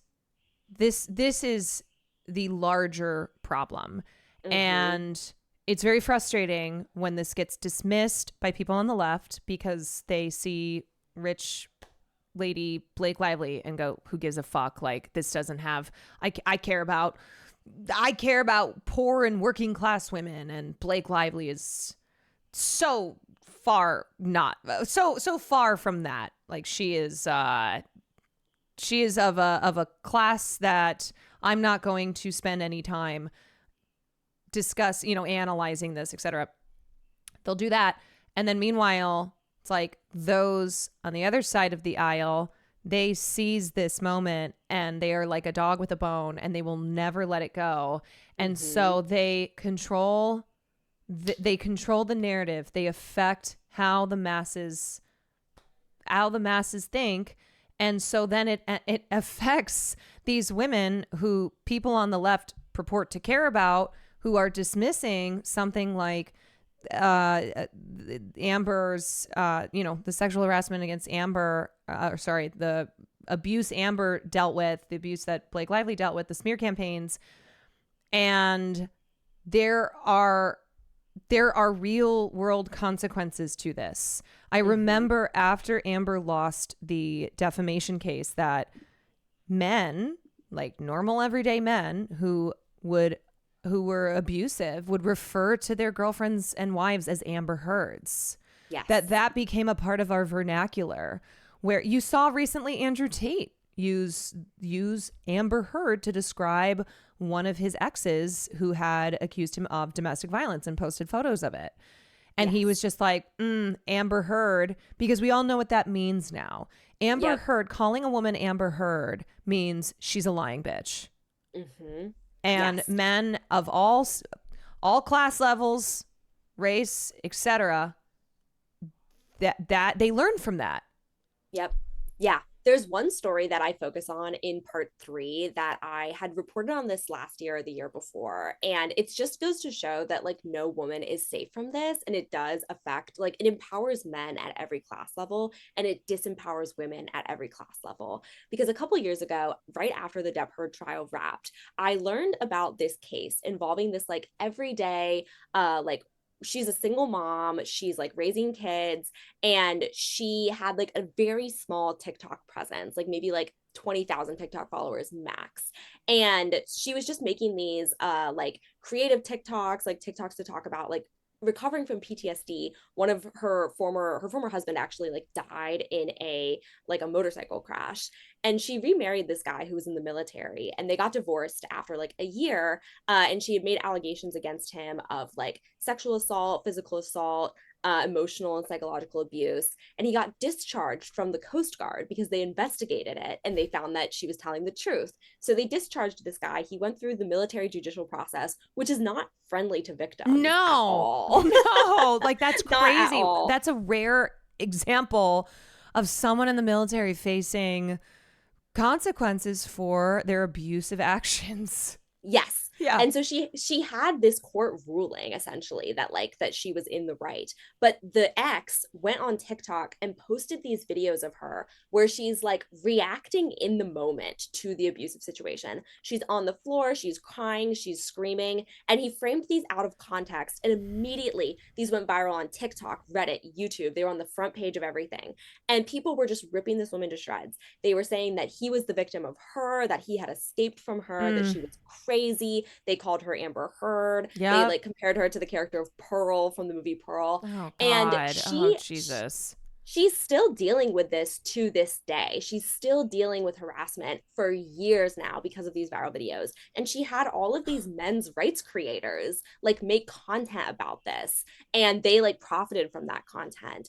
And so it's like this, you don't have to be a famous celebrity for this to happen to you. You don't even have to be like online for this to happen to you. Like she didn't even need to have been on TikTok. He was the one who posted them to TikTok. So it's just like, this is a threat, and this is a formula of content and of like anti-feminist thought that can be used to harm anyone. Yes. And we've seen multiple examples of this, of normal people where there's a woman in an abusive situation, guy goes online, smears her, she then subsequently has to deal with psychopaths online. But also then if you Google her name, if you look her up, if you're an employer, you look her up, you're like, oh, what is this? This when you do something on the internet, it does not just mean it stays on the internet. That's it. So as long as you're not online, no big deal, which that in and of itself is a massive issue. It's like, It's not okay that the internet is used like everyone should have the freedom to use the internet, to enjoy the internet, to have a presence on the internet, and not have to go into hiding, not have to delete their social media because they're the victims of harassment. But additionally, it's like same with deepfakes, all that, where the one of the reasons that AI deepfakes are so and revenge porn are so awful and have serious consequences for the victims of them is because it affects what happens in their lives off of the internet. So an employer gets sent videos, or you're applying for a job and sees porn of you online, albeit AI, it's fake, or if it's, real photos, but that were posted in a revenge porn type situation, and they go, ooh, right? Like, it's very serious. It's really serious. And it's like, it's ultimately part of this larger product to push women out of public life and sort of undo the gains of first and second wave feminism. Like, this is coming from the same group of people who don't even think women should have the right to vote. They want women to be silent. They want them to be at home. They want them relegated to the domestic sphere, and they want them to be subjected to basically the whims of men. And this is all part of that. Social media and the online world are one of the largest public spheres today. So not being able to have access to them due to harassment and abuse puts you at a disadvantage in so many different ways. It makes it harder to have a social life, to have a job. And ultimately, as you said, these things do reach outside the confines of the internet. Even just putting the thought in someone's head that like revenge porn or a deepfake could exist, that causes someone in power to think of you differently. Even if it's just imagining in their head, like now that they've imagined you in this position of being abused, that will change their real life actions and behaviors toward you. So in the third part of your series, you say there will be another Blake Lively. It is the reality that Blake Lively was not the first nor the last to be a celebrity or non-celebrity woman who has to deal with this. And the question is like, what the fuck do we do? What do we do? I ask myself this every day, and part of me thinks, and this kind of goes back to what we were just talking about with like, there's a small but like growing leftist coalition of creators online. And something that I've talked about with other creators who have touched on these topics a lot is like this idea that the reason why the framing that like Blake Lively is the villain wins is because most people who are making content, including like the second anecdote with that guy who's like, he doesn't believe in it, but he knows this is the way to get views and get money. So it's like, in order to change that formula, in order to make it like more popular and profitable to support women, there has to be like a broader cultural shift. And I think that like individuals can contribute to that either by making content about these cases, like kind of matching the energy of what's happening on the anti-Blake Lively side, but also like people consuming content have got to be more conscious about like what they're seeing on their feeds. And we're at a massive disadvantage structurally in so many different ways because social media platforms don't want us to like make this change. It would threaten their business model if people were more consciously and like determinedly like deciding what they saw on social media. They want us like scrolling, they want mindlessly our brains, like soaking being fed what we're being fed. But I think Well, I was just going to say, it's hard, though, because these fuckers are relentless. The Quartering never tires making videos of Rachel Zegler. Never. He puts out because it's all that their content is. Same with, like, I don't know if you know Alyssa Mercante. Yes. Poor thing. My God. The people who are harassing her, it's like, this is their content. So they are putting out videos, multiple videos a day. So for me, it's like there's so much to cover always. Yes. I will touch on something, but I'm not like all day, every day on my stream covering Justin Baldoni and Blake Lively in the way that like a Candace Owens on her YouTube channel is doing that, because there is the fatigue around it. There is the, okay, I have a lot of things that I do want to, that unfortunately a lot of bad things that are going on that I want to like bring attention to. Totally. And so it's tough because the people who really profit from this type of content, like approaching it this way, this is all that they do. Like, you know, that one journalist, Kirsty Fleja or whatever the hell her name is. Oh my God. She was the one who the interview clip went viral where Blake was being a bitch to this poor journalist who asked her about being pregnant, etc. Yada, yada. I fell for that. Okay. I'm going to be honest. I looked at that. I was like, oh, that's not good. And then realized what I got swept up in. She has, since that moment where people like, suddenly she had a little bit of popularity. People were siding with her. Now, nonstop, all she does on YouTube and has gained tons of followers, is making money off of it, makes anti-Blake Lively videos. Yes, I actually went and counted. Because I wrote this out in a draft, because since that video went viral, she's uploaded more than 120 YouTube videos this year alone. 120 about Blake Lively and her husband. Yes, and they do views. I see them all over the place. Yep, I'm sure I did that count like 2 weeks ago, so it's probably there's more. Like she does one like every single day. She does them every day, and those videos alone have over 23 million views. Yes, and it's so transparent. It is so transparent that this is a person who a clip of an interview that she did went viral. People were like, fuck Blake Lively, support to this journalist. She saw this as an opportunity.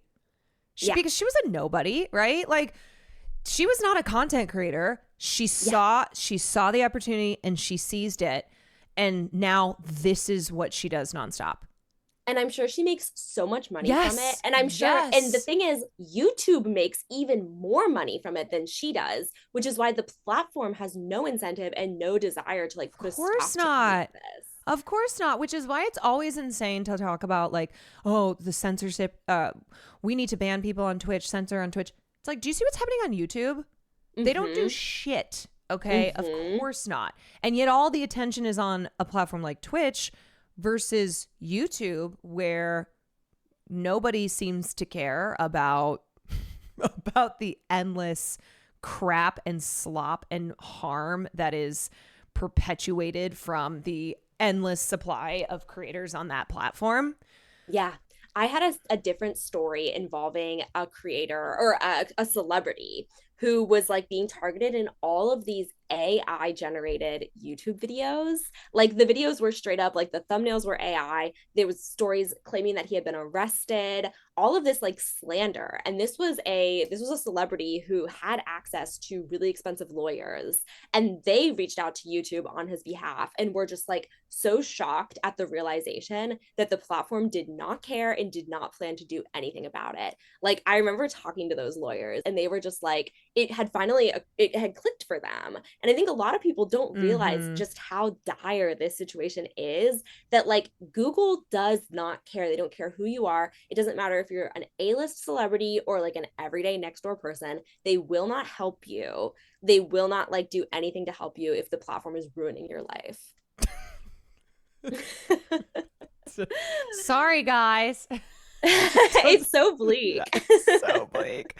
Yeah, I mean, God, I feel like a broken record saying this, but it is exhausting as a leftist female content creator who, I mean, my main platform is Twitch. Taylor's been like, please make YouTube videos. Please. We're drowning out here. I'm like, I know, my time and energy is spent mostly live streaming, and then my editor will cut videos from it. But it is very frustrating because of what I have to, and you and Taylor and everyone else has to deal with from the right, but then also from the left, where it's like, I'm dismissed all the time. Funny enough, it's like I get dismissed because I do pop culture, whereas then all these other right-wing girlies, it's like they grow because they rebrand as pop culture creators. So like leftist political heads will go, Caroline Kwan, that's if you want like celebrity tea, if you want like TMZ, you know, sure, that's go watch her, but I'm going to go consume politics from a real political commentator. And it's like, how is this a thing that's hurting me? Whereas then Candace Owens, Brett Cooper, all these women on the right who've rebranded purposefully, it benefits them. Yeah. Yeah. I think that the right, like, does understand, and the left needs to catch up to this, because people on the right do recognize that culture is the ultimate battleground where hearts and minds are changed. Yes. Like, politics is downstream of culture, not the other way around, because the average person is not engaged in politics. Like, most people are politics phobic. They don't want to talk about it. They don't want to think about it. So instead, they engage with politics through the totem of pop culture, which is what they do want to talk about. Yeah, which is why the 2024 election, ain't nobody talking about policies, right? No. All that shit was off the table because it was just about vibes. It was just about vibes. It was about vibes. It was about culture. Podcasters and influencers. Yes, and we've seen the results of it. So you're so right in that most people, when they are engaging with politics, it's through the lens of pop culture. It's through mass media. It's like, they called, the example that you used of that poor woman whose ex had made TikTok videos of her, calling her Pearl, right? Like, using a film, a horror movie that came out 2 years ago. Yep. In their analyzing of this instance of domestic violence. Yep. Right? Yep. And it's also why, like, Trump and Elon will post AI generated images of themselves as like characters from Star Wars, because people view like real politics through the lens of Star Wars and Marvel and Iron Man. Yeah, it's why Nazis have tried to reclaim movies like The Matrix and say like the whole red pill analogy, it being like, the thing that all of these Andrew Tates, etc., talk about, right? Taking the red pill, which we know what that means because of the movie The Matrix, because of how deeply ingrained that film is within our culture. So this concept of the red pill that is being talked about by politicians, that they use this terminology because of how the average person understands what that is. They're like, oh yeah, red pill, the truth. Don't be sheeple. Yep. Right. Yep. It's like, wake up and smell the coffee. Yeah. Yeah. It drives me crazy that like political wonks will always be like, we need to like get to the bottom of what policies people care about. And I'm like, let me stop you right there. People don't care about policy. You say the word policy and people are tuning out. They care about like what movie they watched growing up.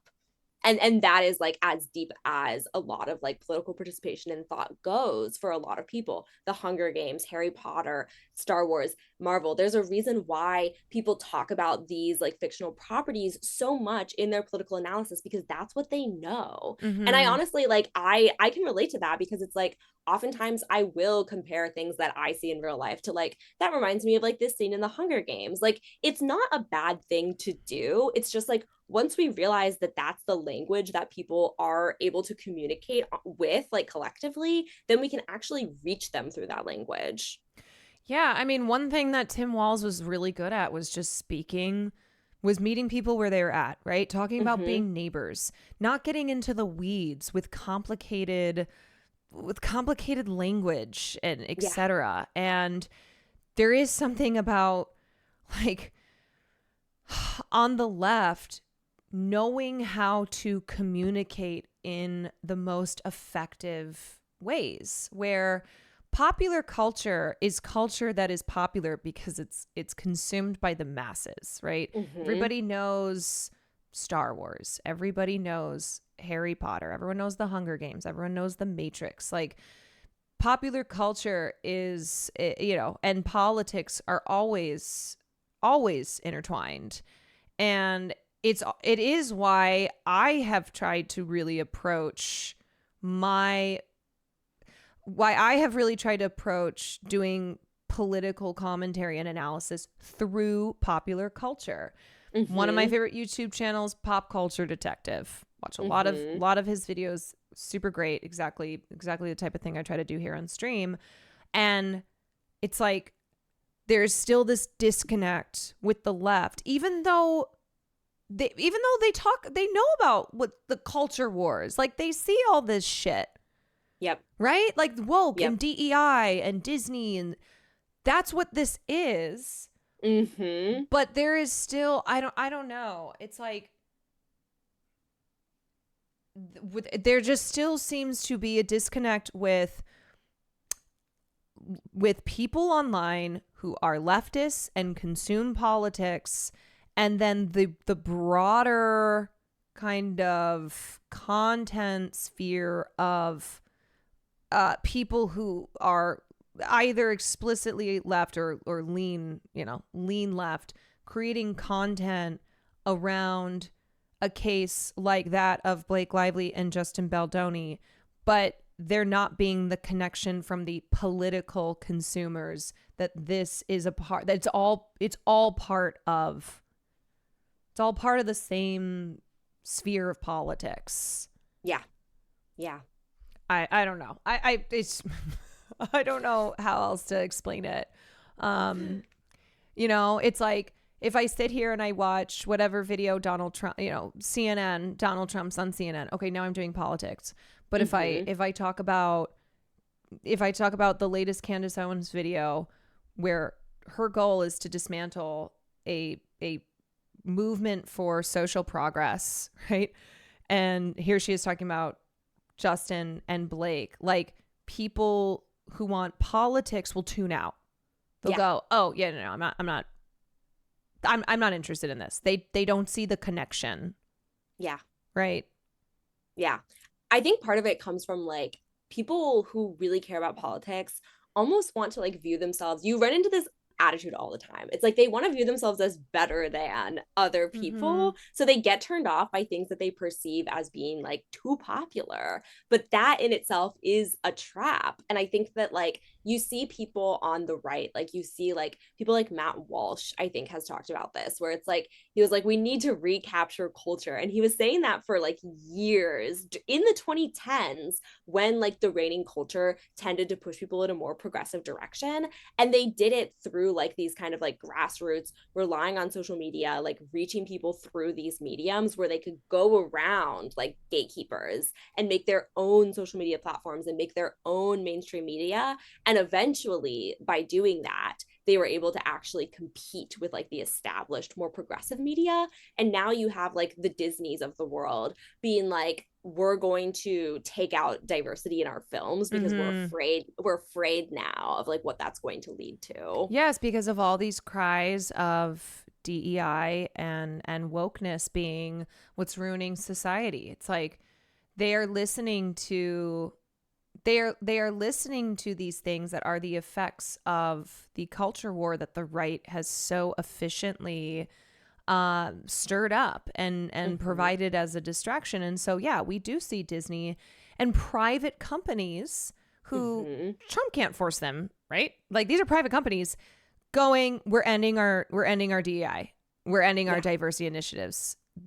They like, this is impacting these workplaces, right? All of these people who have been stirred up into fighting against wokeism. And then these private companies going, well, guess we got to listen to them. Guess we got to get rid of DEI. Exactly. And so then it's like all of these, everything contributes to it. Whether it's Donald Trump getting up there and saying, DEI is what's ruining the airline industry, or the Quartering or Asmongold or any of these other people who, I mean, Asmon does more now than just talk about video games, but them nonstop for years talking about woke characters in video games. Yep. It's all contributing, whether it's something that is happening online or it's happening not online. It's still shaping our culture. It's shaping our society. Yeah. Yeah. I remember there was one person who was really instrumental in the Amber Heard like smear campaign. And I remember going back on his channel and going all the way back to the beginning to see what led him down this path of covering Amber Heard day in, day out, hundreds of videos about her. And he started off by doing like tech review unboxing videos, and like no one watched them. And then he started talking about like comic books, and like a few more people watched them. And then he started talking about comic books through the lens that like women in the comics book industry were like destroying it. And then a lot of people started watching them. Then he covered like Star Wars and how women were destroying Star Wars. The numbers go up and up and up. Finally, when he started covering Amber Heard on a daily basis, that is when his channel peaked. And at that peak, I know for a fact, I have heard it on very good information, that he was able to make like $1 million the year of like 2022. Oh my God. It's very profitable. It's very profitable. Yeah, it is. Of course, right as we were talking about DEI, someone came in. DEI has lost the plot. I love how you're referring, Chatter, to DEI as if it's like a person. DEI has lost the plot. What does that mean? But that's the thing. It's like, where is that? Right. What are you consuming nonstop that then has you go, DEI has become a joke. It's gone way too far. DEI has lost the plot. Do you even know what those words mean? Do you even know what you're saying? Or are you just repeating from the endless trough of slop that you consume on a daily basis? Whether you are watching YouTube or scrolling on Twitter or hanging out in Reddit and you see shit like DEI has lost the plot, and you go, yeah, you nod along to that. You don't think critically at all. You don't even understand what that means. And you just go, yeah, DEI has lost the plot. Like, it's crazy. Just start off, what does DEI even stand for? Mm-hmm. You know? No, truly. People just repeating things that they don't know. And the last thing I will say before I want you to pitch, or before I want you to talk about whatever you have coming up and how we can support you, and then I know you have to go. I remember this is before I started streaming, and I was on vacation with my siblings, and they were like, the Amber Heard and Johnny Depp thing got brought up, and all of them were like, oh yeah, well, doesn't she suck? Isn't she? I don't really know anything about this, but I heard that she's really shitty. It literally took me 10 seconds of just pushing back and presenting information that I knew that they did not know. And they were like, you're the only person who I have heard not be pro Johnny Depp. Like my siblings, who of course, you know, they trust me. They are not random fucks on the internet who are like, go kill yourself. Where I was the first person that they had heard say anything that was not the just purely pro Depp, you know, team Johnny narrative. And all that took was 10 seconds, literally, because it was the first time that they had heard that, and they went, oh shit, wow, I had no idea. And then they felt bad. They're like, oh my God, I had no idea. This was just what I was seeing all over the internet. I was like, no, I know. Trust me, I know. Not even just the internet, but media in general. Yep. Okay, Kat, you have Spitfire News. Mm-hmm. Let me link that again. Actually, it is already linked. Thank you, Katie. But Kat has Spitfire News, which is her Substack. And then, is there anything exciting that you're working on that we should be looking out for? I do have some things that I'm working on. I actually am later this summer going to hopefully be coming to YouTube myself and launching my channel. Yes. So that is something that I'm working on. Join us. Yes. Join the content creation. So yes, I'll be writing about that and like sharing more news about that on Spitfire. It's free to subscribe. You can also get like paywalled stories for $5. And other than that, I'm on Blue Sky and I'm on Instagram, and those are like my two main social media platforms, both at cat.tenbarge. Oh my God. So I have forced you to return to Twitter whenever I would DM you there. I still have to look at Twitter because it's like I still have to know what people are saying. So yeah, I know. That's how I feel now, where I'm like, oh my God, I don't want to be here, but I'm here because now this is my job. Exactly. Well, that's very exciting. So you have some pieces coming up, and then you will be joining. You will be joining the content creation. I'll see you in the mines. I'll see you in the mines. We will be certainly looking for your YouTube videos and watching them here on the stream. Thank you so much. Yeah. Anything else before you gotta go? Any last parting words? This has been very thorough. I guess the last thing I'll say is just like the fact that like with Amber Heard, there was no one, like so few people being willing to even present a counter narrative. So I do feel like even having a few like smaller dedicated people makes a big difference. And I do see that trajectory like turning around. Yeah.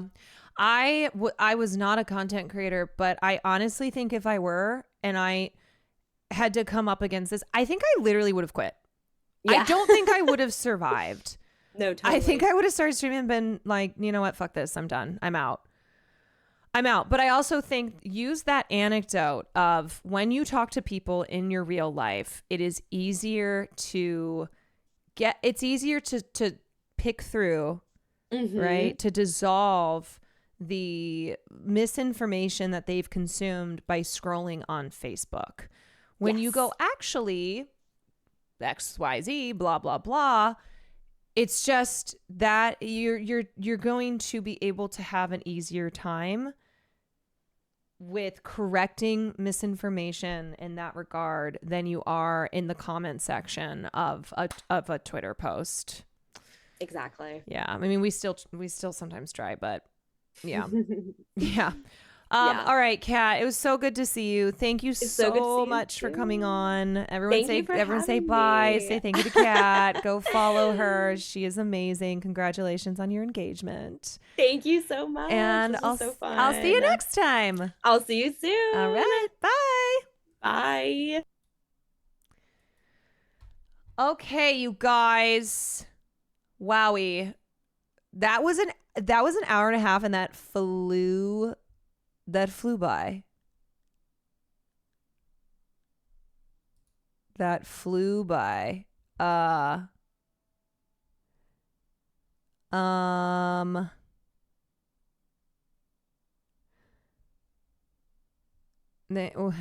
happening here? Okay, I don't know what's going on in chat. Anyway, I hope y'all enjoyed that. I hope y'all enjoyed that conversation. I certainly did. I think Kat she's just so good. She's so good. Her writing is so good. And she's a really, really important voice out there. So always appreciate having her on. Just, shitters. It's funny because whenever I host someone on Zoom, I kind of am keeping an eye. Also, I meant to say, whoever brought up, yes, thank you. So there is brigading and then there's juicing. Now I understand brigading is negative. Brigading is go attack this person, go attack this post, versus juice, which is like, hey guys, here's my tweet. Can you juice this? Where it's not causing harm to someone. So not all important to know the difference between those words. Marvelous Tuna, thank you for the 5 gifted subs. I appreciate you. Appreciate you guys supporting this stream and also supporting it, truly independent journalism. So I know it can get tough because it can all stack up, but for the price of an avocado toast, you can subscribe to at least 3 Substacks, or maybe a Twitch streamer, maybe a Substack. Are you gonna watch the new Ginny and Georgia season? I didn't watch season 1, so I'm not really for the most part, a Netflix show watcher, with exceptions. But if you are excited for the new Ginny and Georgia season, I'm excited for you. Will Neff. I like how I'm like, hey guys, support the channel. Will Neff. Man, I was saying earlier about how people online who believe you to be trapped by an evil woman, and that evil woman being me, how very correct they are. That is true. Will is does not have agency, is not making his own choices. I have trapped him like the evil shrew that I am. And I force him to listen to, 'cause his name is Obama. Barack Obama. He'll charm the pants off your mama. Over and over again. I chain him to a wall. I chain him to a wall, and I just have that on repeat. 'Cause his name is Obama. Barack Obama.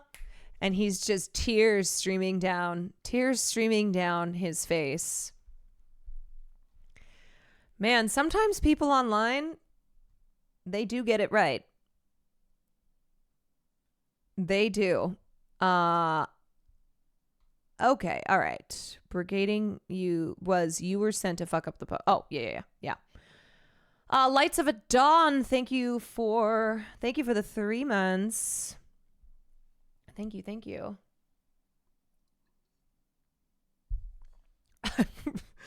See, chatter, you prove my point. I just want to see the reaction. I don't really care about DEI one way or the other.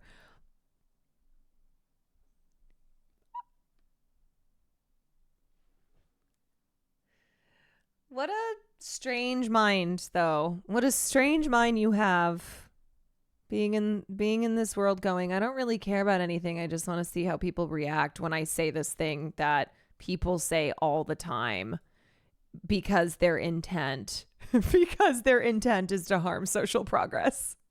It's like, I don't care about it. I don't have an opinion on it. It doesn't affect me. It doesn't matter. I just want to see how people react. It's like, who are you? What is the purpose? What is your purpose in this life? Yeah, but you do go around and repeat it. So it doesn't matter if you don't believe it or not. You are still repeating it online. You know? Okay, let's see what time it is. 'Cause his name is Obama. I'm so sorry. Now it's stuck in my head. Oh no.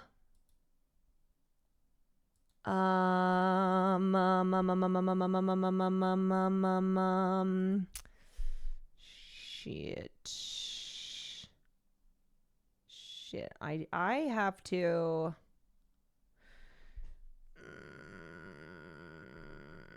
I gotta jump on a call in like 20 minutes. So I won't be able to finish this video, but I do want to finish this video. Sean Spears video. If you don't know Sean Spears, they are a YouTuber. They are a YouTuber who I really like their stuff. And this is the video that we were in the middle of watching. So we might. But is not. Oh, I have no cam. Hold on a second. Wait. Excuse me. Pardon me. They make great video essays. You know, if I ever get banned off Twitch, maybe I'll be in my video essay girly era. You guys, I did not even realize I didn't have my video. Oh, wait, where's the Gremlo clip? Somebody send it to me. Someone send me the Gremlo clip now that I'm done. You'd make awesome video essays. Thanks. I think it would be a learning process. I think I'd really have to lock in and study the art of the video essay. And I certainly wouldn't know how to edit it myself, but I really love and appreciate a video essay. You only get banned for watching award shows, so you're probably not going anywhere. Yeah, well, if there's ever a world where let me just say, if there's ever a world, which would be a very stupid world. Yeah. Which would be a very stupid world. But if there's ever a world where politics is banned off Twitch, just remember, I am not a political commentator. I am a pop culture justice warrior. Okay? I'm a pop culture justice warrior. That is what I am. Thank you for. Yeah, thank I you would for saying never. that. Okay, wait. Yeah. Wait, hold on. Unfortunately. Yeah, I would never. Yeah. Yeah, I would never do that, okay? I would never, like, pretend that, no. Yeah. I would never do that. Was he about to put? It's crazy. Was he about to put the That's fist up? silly, you know? Why would I do that? I cannot fuck with him anymore. I cannot. Wow. Oh Wow. God. Wow. You hate to see it. You hate to see. Now this is being turned into doesn't fuck with Gremlo because he's ginger. Hates Gremlo and Will Neff because they're gingers, which then only furthers the belief that they are being discriminated against, that they are marred, that they are oppressed. EOC couple doing inter-race infighting. You hate to see it. God damn it. Wow. Not the ginger oppression. Yeah, so much for progressive. So much for inclusivity. So much for Oh my intersectionality. God. You know Someone, what? Falcon wrote, as a fellow ginger, I'm going to align with the ginger streamers against Caroline Kwan. Are you fucking kidding me? Get behind me, Will. Get behind me, Will. See, this is why I preemptively was like, I know that this is Will saying this and linking himself in Gremlo, but I preemptively also now no longer fuck with Gremlo. I'm with him. See? This is why, you know what? I am going to become now the oppressor of gingers. Okay? That's what I have been forced into this role. I have been forced into this role where now I have to do this. I must. I don't want to, but they made me do it. They do. I am going to create a ginger phobia. Unfortunately. I am going to create an environment that is all ginger phobia. The best way to press Will would be to... Oh, trust. I will be relentless in Barack-a-laka Obamaing this house. Because his name is Obama. Barack-a-laka Obama. He'll charm the pants off your mama. Like, that just slaps. Okay, I gotta go. That's it. Somebody get her out of here. Somebody get her out of here. I may or may not pop back on later tonight. To just fuck around. I don't know. Depends. We'll see. We shall see. But otherwise, I hope that y'all have a good day. We are going to finish the Sean Spear video another day because I really didn't get that far into it. And I shall see you the next time that I see you. Which, who knows? In the meantime, there's a new Let Me Know podcast episode out. I forgot. It's Thursdays. It's Let Me Know days. Let Me Know days. Very exciting. So if you're like, damn, I wish she had streamed longer. Well, you can go listen to Let Me Know. Welcome to my clip channel, your debut. Okay, let's go. This is what we need. Hello, this is the Caroline Kwan Clips Palestinian creator. It is not lucrative. Support the Queen, free Palestine. Against forms of oppression. for me does not result in a windfall of money, and instead has actually hurt me. Isn't So that this idea- how crazy is that statement? Of like being advocating against oppression has caused me financial harm. pro-Palestine is a grift. Okay, anyway, the raid is about to send. Thank you. I'll see you